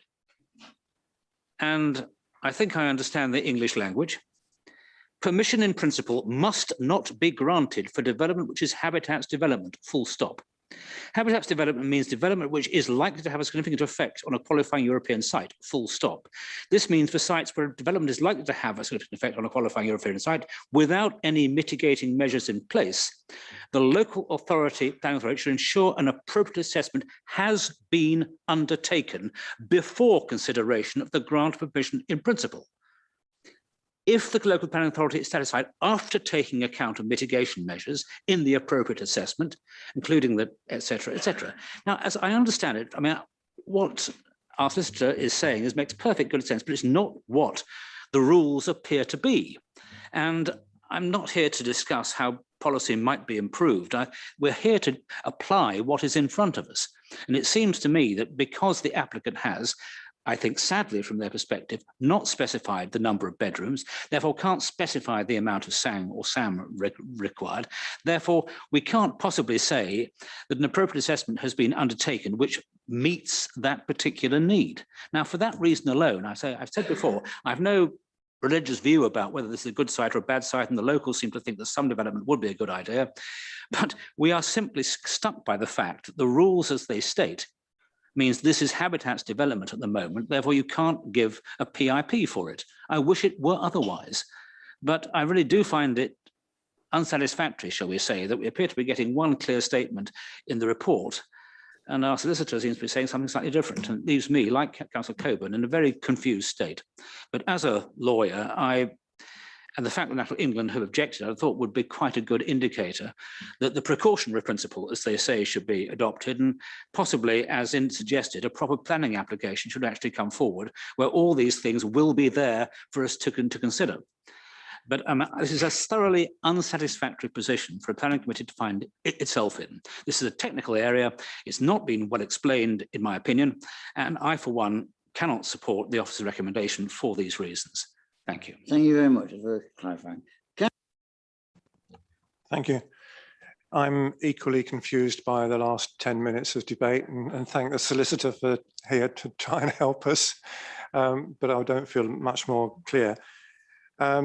This committee's debated this site before. Okay, we don't know exactly what they're going to put forward in the future here, but we got a pretty good idea. And whether it's 1 bedroom or 20, I don't think our views, those of us who were against it before, are likely to change because of the other factors that are involved. So that's where I start from. The applicant pointed out in his speech, or the supporter for the applicant, that they don't think this is suitable for industrial use, this site. Well, they could invest and turn it into a usable industrial site. I would prefer to see that we do keep employment land in the area. So from that point of view, I'm not all that swayed that this should become residential anyway. Then we come back to this, the whole fundamental thing here, which is permission in principle. Well, I don't really support the principle, I don't think. So I can't see what the point is of defraying the real decision on the application that will come forward till later. The whole idea of a permission in principle to me seems to be that we're giving the green light to a developer to say, yes, as long as you come up with something sensible, we'll support it. But we don't, that's not, you know, we don't agree with that principle. So why would we want to grant permission in principle? I just don't get my head around that argument at all, I'm afraid. So, you know, nothing's emerged so far that has been said to us that is indicating that something different is going to come along, which might, you know, persuade us to grant permission in principle. So it's a bit of a catch-22 situation, it seems to me. And from that point of view, it looks as if we're trying to be pushed into a situation where, you know, we're sort of giving a green light to something which we'll have to then support later on. And that's not really what I think we should be doing at this stage. So I'm not minded to support the officer's recommendation here. Thank you, Chair. Thank you. Councillor James. Thank you, Chairman. We were asked for permission in principle is limited to 3 things: location, land use, and the amount of development. Well, we all know where the location is. The land use, that's whether or not it's residential or commercial. And I think a lot of people feel in Farnham it could be residential. And then the amount of development, that's not here at all. All it says is 9 dwellings. You could have 9 one-bedroom development.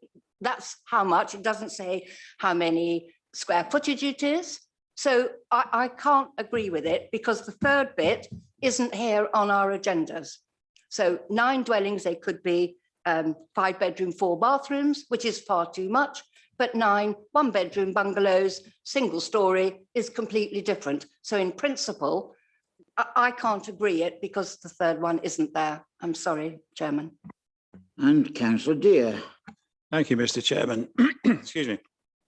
I won't pretend to be an expert on permissions in principle, and I don't really understand the value as far as an applicant's concerned. But as Councillor James has just eloquently pointed out, it seems to me the things we've got to think about: location, land use, and the amount of development.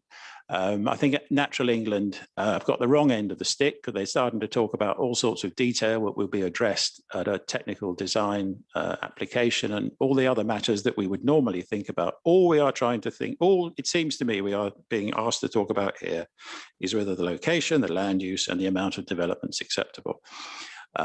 We could have a 5-bedroom house, I suppose, but that will all be taken into account as from a density point of view, and all the matters that this council has established in policies will be applied to whatever detailed application comes in at the next stage. As I say, I don't understand what a PIP does from an applicant's point of view, but in terms of the 3 criteria I've just mentioned, this seems to be blindingly straightforward, nothing complicated about it, and I will be supporting the officer's recommendation. Thank you. Thank you. Chris French wants to add something? Thank you, Chair. It's just a really kind of straightforward point, but in terms of Councillor Neal's comment and the not supporting the principle of submitting a permission in principle, I mean, we do have to consider the permission in principle that is in front of us. Whether members decide to accept it or not is a different, in terms of finding it acceptable or not, is a different matter. But it is an option as a type of application. And we have to consider it. Thank you, Chair. Thank you very much. Does anybody else wish to add anything? No? No? No? Yes, Councillor. Whoa, you gone. Chair, can I just add, I was just listening to everybody. This isn't in the neighbourhood plan. I think it's overdevelopment. In principle. Natural England think it's unsuitable for PIP, so we can't totally ignore them. Farnham Council view at the end of their comments say it's unacceptable access, and I'm afraid that's not going to change. There's no way they can change that. And then you've got all the residents who are not happy about this, as expressed by Mr. Banks. So on those grounds, in general, I wouldn't be supporting it. Thank you, Mr. Chair. Anybody? Councillor Hyman, you're last on. 4 minutes, please. Thank you, Chairman. Well, that was very interesting. I do understand what's been said, and I'm very impressed with that Councillor Mulliner and Councillor Coburn in particular have spent time thinking about this and grappling with it and getting to understand it.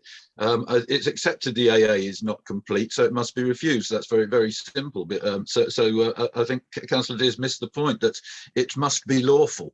Yes, the 3 issues are the location, land use, and amount. And I'm afraid it's sad that we haven't had any real debate on those, because members need to make a decision going forward on those as well as on the principal issue of lawfulness, in which Natural England are correct. I mean, I think we've established that. Councillor Mulliner understands that. I think Councillor Coburn understands that, certainly. I do not believe that the Wingfield case, which Mr. Devlin and the applicant referred to, I don't believe that the Wingfield case can overturn the principle established by the ECJ in Barker and Wells. So where I was of the opinion I wanted to know more about Wingfield, I'm pretty much certain now that, because I haven't read it, I don't know, and I would say, hey, we need more information, defer it, but we We know that we don't have an appropriate assessment, therefore it's got to be referred. We know Natural England are right from what's been said by Mr. Devlin and by Councillor Mulliner. Thank you very much. I do think that we need to ensure, though, that the decision is right and there is some discussion on the other issues. I think that members would need, if they wanted to consider location, land use and amount, would want officers' absolute assurance, effectively, that at a later stage it wouldn't, the fact that, you know, if they took the officer's advice not to object on anything but the legal issue of habitats, then you know, it's a bit of a risk. I think they need discussing. I asked the question, the most important thing, I asked the question in an email this morning: is this PIP, or if this PIP is granted by Western Planning Committee, will the council be removing the requirement for securing mitigation at the outline planning commission stages? Because what this decision, if we follow Mr. Deer's, Councillor Deer's line, and go with the officer recommendation, it completely overturns everything that all councils have done in their understanding from international law, which is, and I quote from paragraph 52 of Wells, which is, it says, where national law provides for a consent procedure comprising more than one stage, one involving a principal decision and the other involving an implementing decision, which cannot extend beyond the parameters of the principal decision, the effects which a project may have on the environment must be identified and assessed at the time of the procedure relating to the principal decision. And what Wingfield is, we're being told, says is the opposite to that, and we can assume therefore the council will completely ignore all environmental assessments to the very last stage of a planning process, which is madness. and you know, so we need an answer to that question. That will the council be, based on the advice they're putting forward, will they be removing the requirement for securing mitigation and assessment at the outline planning commission stage in future, so all outline plannings, or is this just a one-off departure from the legal principle in Wells just for the sake of this? So if you can have an answer to that, and some recommendations certainly on land use, amount and location. Thank you very much indeed, Chairman. Right on the nail. I can answer that. Oh, yes, if you wish, Mr. Chairman. I think we just consider this application, don't we? I think that was the way. I don't think. Anyway, I'd rather just stick to the recommendation, please. The recommendation is that, subject to conditions 1 to 4 and informative, permission be granted. Those in favour, those against.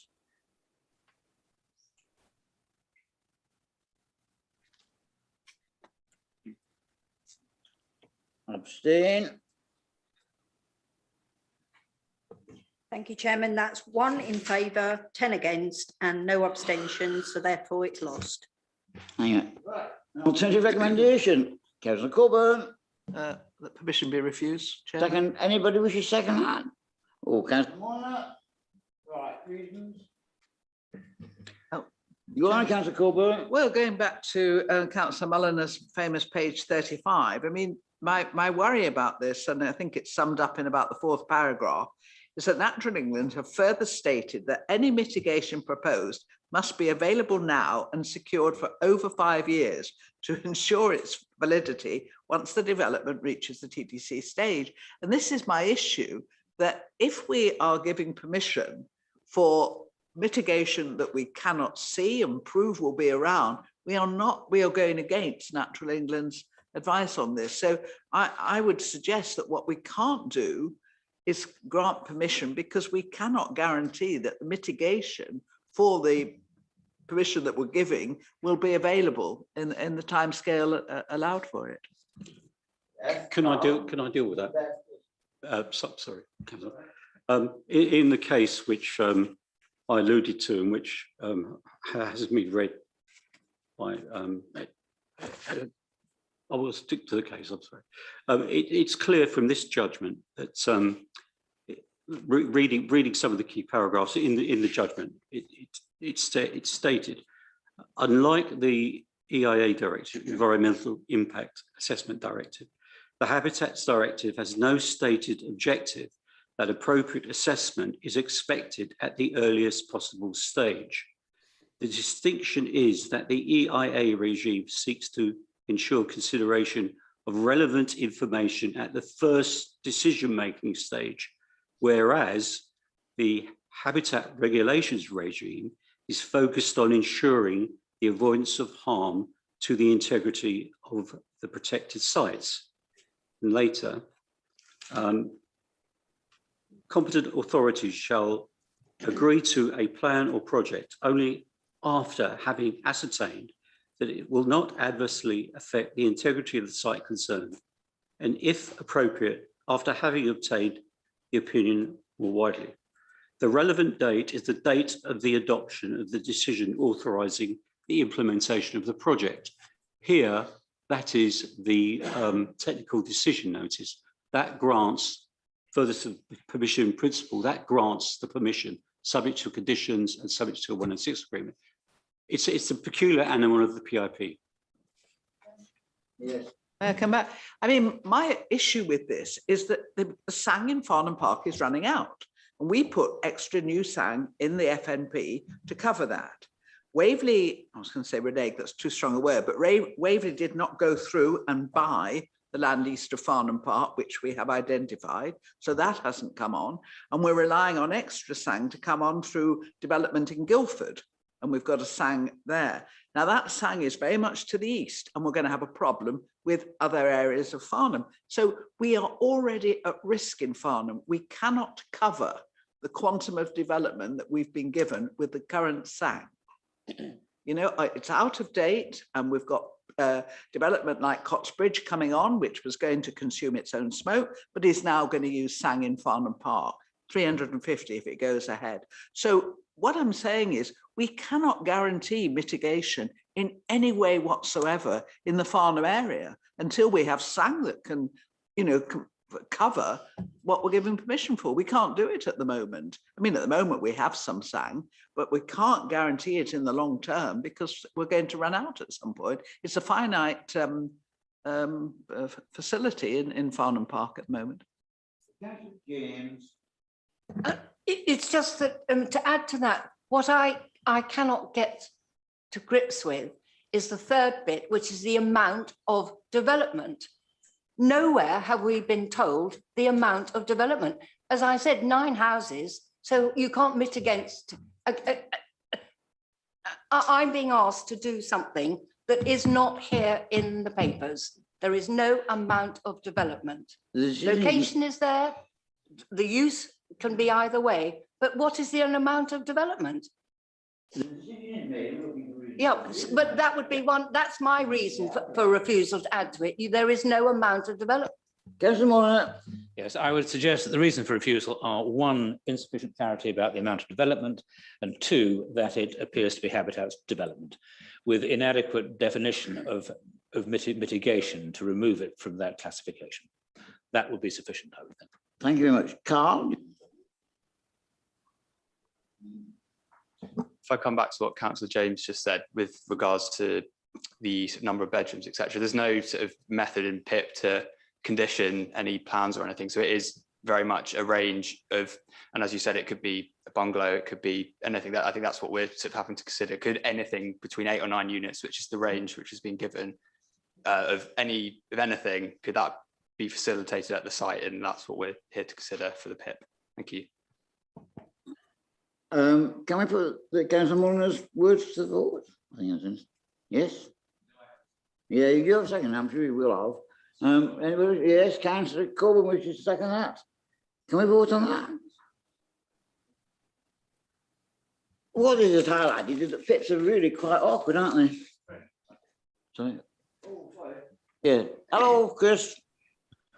Thank you, Chair. I would really caution against refusing on not knowing whether it's 8 or 9 dwellings or the number of bedrooms specifically, because PIP allows that process to be, to come into to be submitted. It's not, they've not submitted a type of application that they can't submit through a PIP. So I understand the point about the second reason for refusal that you've you've made, but have a separate reason for refusal that we don't know the number of dwellings.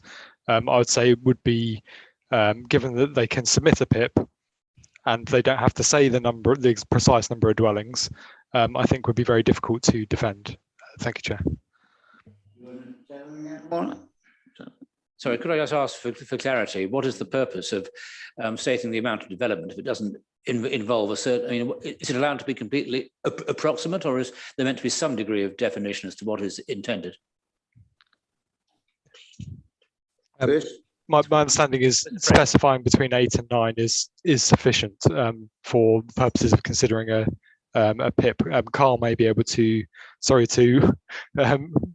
but Carl may be able to clarify that it is a valid submission on that grounds. Yeah, they'll have to supply a range of development. The range they've given is 8 to 9, and that's all they need to submit for a PIP. Okay. And then well, thank you. Then I entirely understand why so just to stick to failure to comply with Article 5B, or rather just because of Article 5B, we regard this as habitats development, and therefore we can't grant permission in principle. Yeah.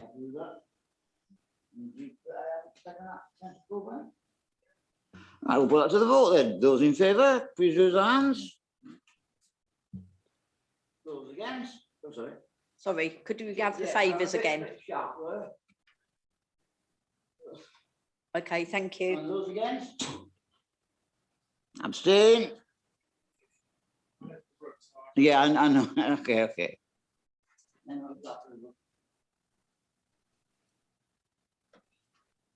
So that's 10 in favour, none against and no abstentions. Thank you.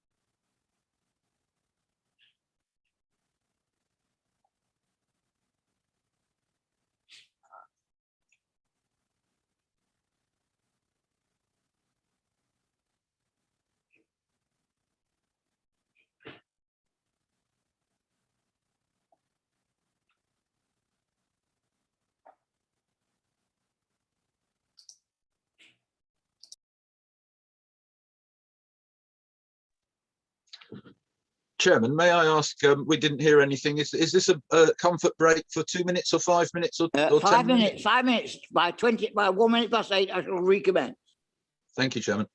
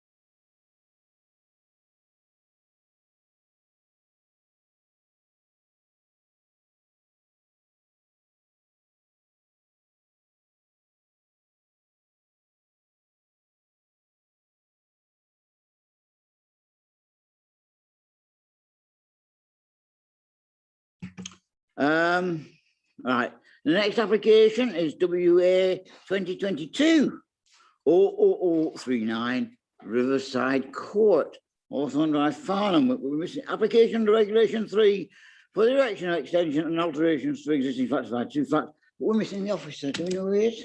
It's Carl, but he's not here at the moment. Come on. Yeah. I think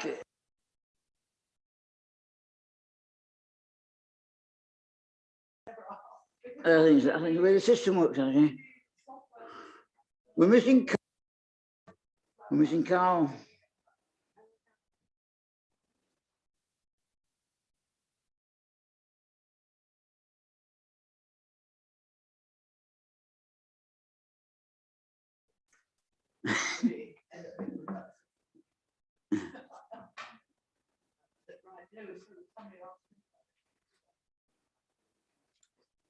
Oh, 0.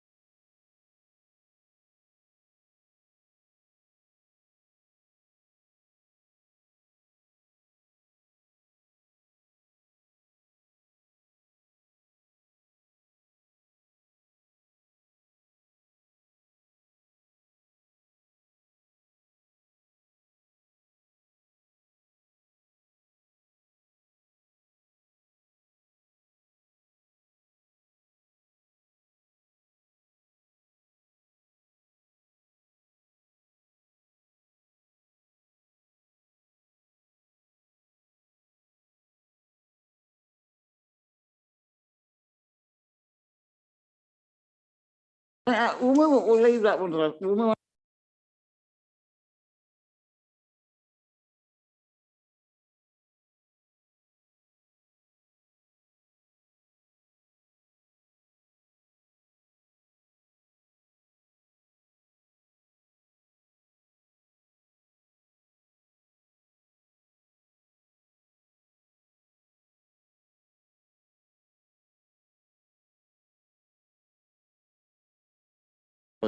Option.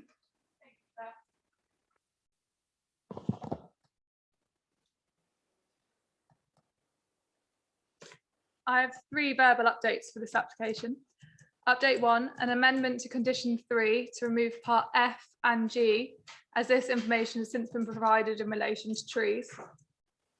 Update 2, the second update relates to an additional condition, condition 8, which reads as follows, and is in relation to an additional AAI received in relation to the access track. Condition 8. No work shall commence on site until the following additional information has been provided as an amendment to the existing AAI by RPS Group dated the 24th of February 2022. A, details of a retention structure that would retain current soil volume, structure and profile. The construction should be installed within a day to avoid excessive soil drying by installing an inert material, possibly plastic sheet, behind a prefabricated concrete retention structure, inserted at sufficient depth to support it and the soil. These details should be added to the existing report. And B, a revised tree protection plan. These details shall be submitted to and approved by the local planning authority. Only the approved details shall be submitted during the construction of the development. And update 3, Surrey Wildlife Trust have reviewed the additional ecological information in relation to the eastern section of the site and have no further comments or conditions to add and are satisfied with the additional information provided.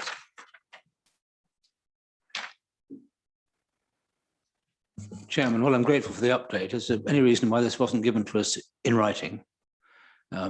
It's very difficult to take all this. It doesn't sound terribly controversial, but The AI was submitted very late in the day and we only got tree comments this morning. So I do apologise that it is a verbal update. well, it would seem enough time to put them down in writing, to be honest. This slide shows the location plan indicating the position of the 3G pitch to the north of the existing sports court and the northwest of the Edge Les Centre. This slide indicates an aerial view of the site with the red arrow showing the existing playing field. Here are some site photographs of the existing playing field.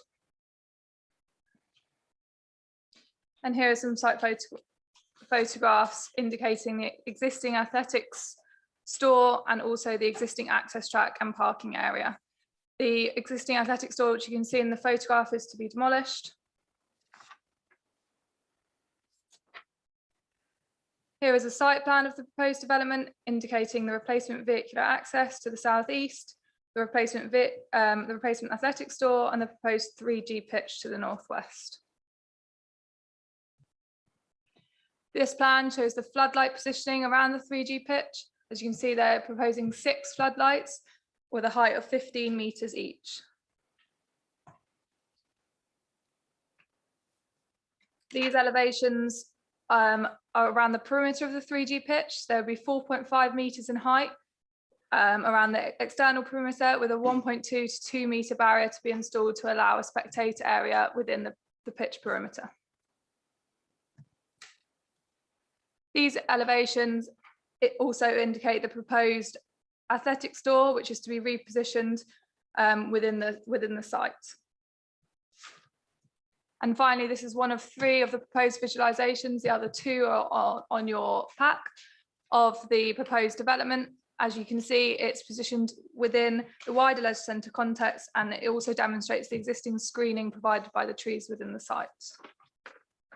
The main matters for consideration tonight are the impact on the AONB, residential amenity, the countryside, the loss of the existing playing field, impact on trees and biodiversity. Officers are recommending approval of the application subject to conditions within the agenda and outlined on the verbal update. Thank you, Chair.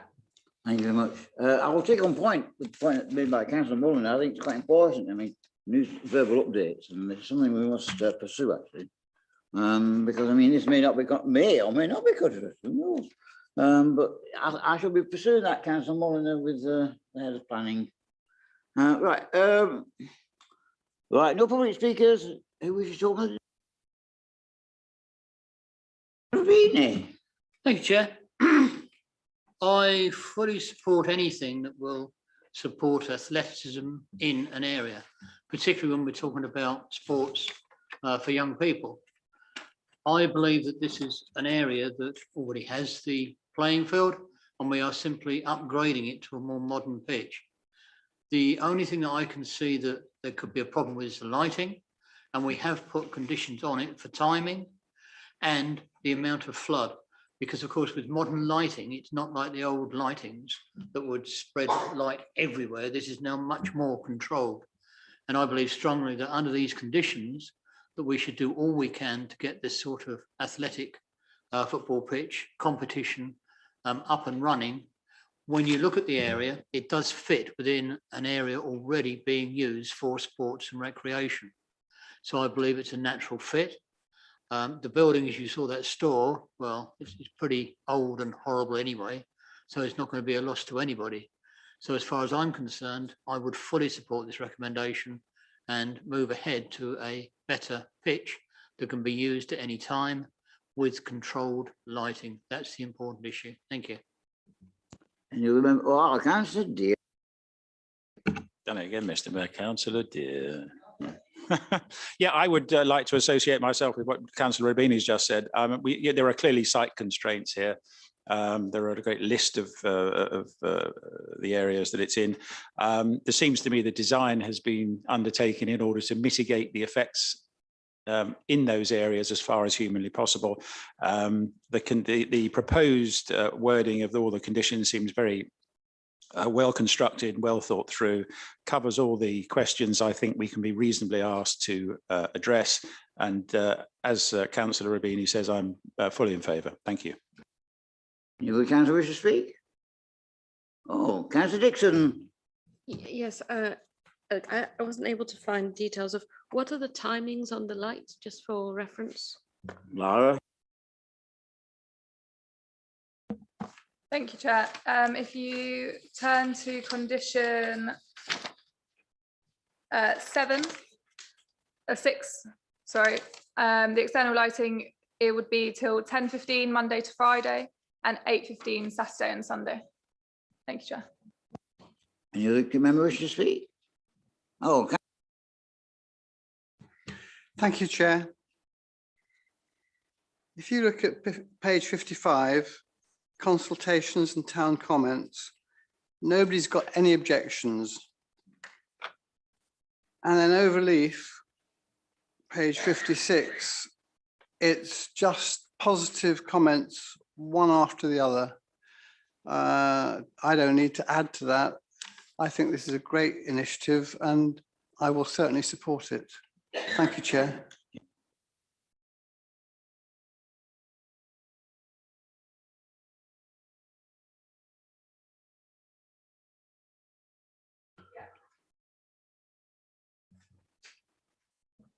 So be subject to conditions 1, 2, 4 to 7, an updated condition 3, and an additional condition 8. And informative 1 to 2. And informative 1 to 3. Permission be granted. Could those in favour please raise their hand?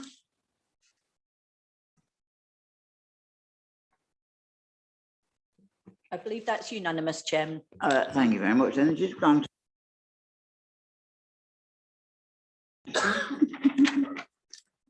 You're worried. Well, you know. Right, we'll move on to the last item of the night, which is, hold on. I think you confused me here. Which in fact is WA 2022-00039, Riverside Courthouse on Drive, Farnham. Application under Regulation 3 for the erection of extension and alterations to existing flats by 2 flats. Yeah, thank you, Chairman. This application seeks permission for the erection of extension to the existing single flat to provide 2 flats. The site comprises of a flat located within Mike Hawthorne Drive. It is situated in the developed area of Farnham and Flood Zone 2. The aerial photo shows the buildings under the red pin. The application flat is situated on the ground floor on the eastern side. To the south is the River Way and the Farnham bypass. To the north is Farnham Town Centre, and to the east is a public car park. So this photo shows the eastern elevations taken from the public car park. The extension is proposed just under this balcony, this sort of balcony on the right on the ground floor. And then this is the proposed site plan. You see the extension situated just on the eastern side. So as you previously saw, these are the existing elevations, and these are the proposed elevations. The proposed extension is single story in stature with a flat roof. So these are the existing and proposed floor plans. As you can see, it turns the existing sort of 3-bed flat with quite a sort of tight layout into 2 more spacious single bedroom flats with external amenity areas. So the main matters of consideration are design. Officers of the view that due to the unimposing single-story flat roof design of the extension, it would have limited prominence in the public realm, and as such would not be materially harmful to the character of the area. Impact on residential amenity, again, due to the unimposing single-story flat roof design, the extension would not harm the amenity of neighbours. Furthermore, the subdivision is not considered to give rise to materially harmful noise or other nuisance. And finally, flooding. It's located in Flood Zone 2, however, an FRA has been submitted which demonstrates that development would be acceptable and would not have an impact on local flood risk. And as such, officers are recommending approval. Thank you, Chair. Thank you very much. Right. There's no speakers registered, so does anybody wish to make any comment? I'd like to refer to page 46 and the final words, and I'm relieved to hear that the council has confirms that in assessing this application has worked with itself in a positive and proactive way. Okay. Well, as ward member, I said thank you, Chairman. This application is a good utilisation of an existing 3-bedroom flat into 2-bedroom flats, which will be much more of a better requirement, and with their own amenity spaces. So I fully support this application. Thank you. Any other councillors to speak? No. Right, we can move on to the recommendation then, which is that subject to conditions 1 to 4 and informative permission be granted. Those in favour? Once again, Chairman, unanimous. Thank you very much. Could we now, there being no further items for exempt session, could we now turn off the, well, that's the end of the meeting. Could we now turn off the meeting?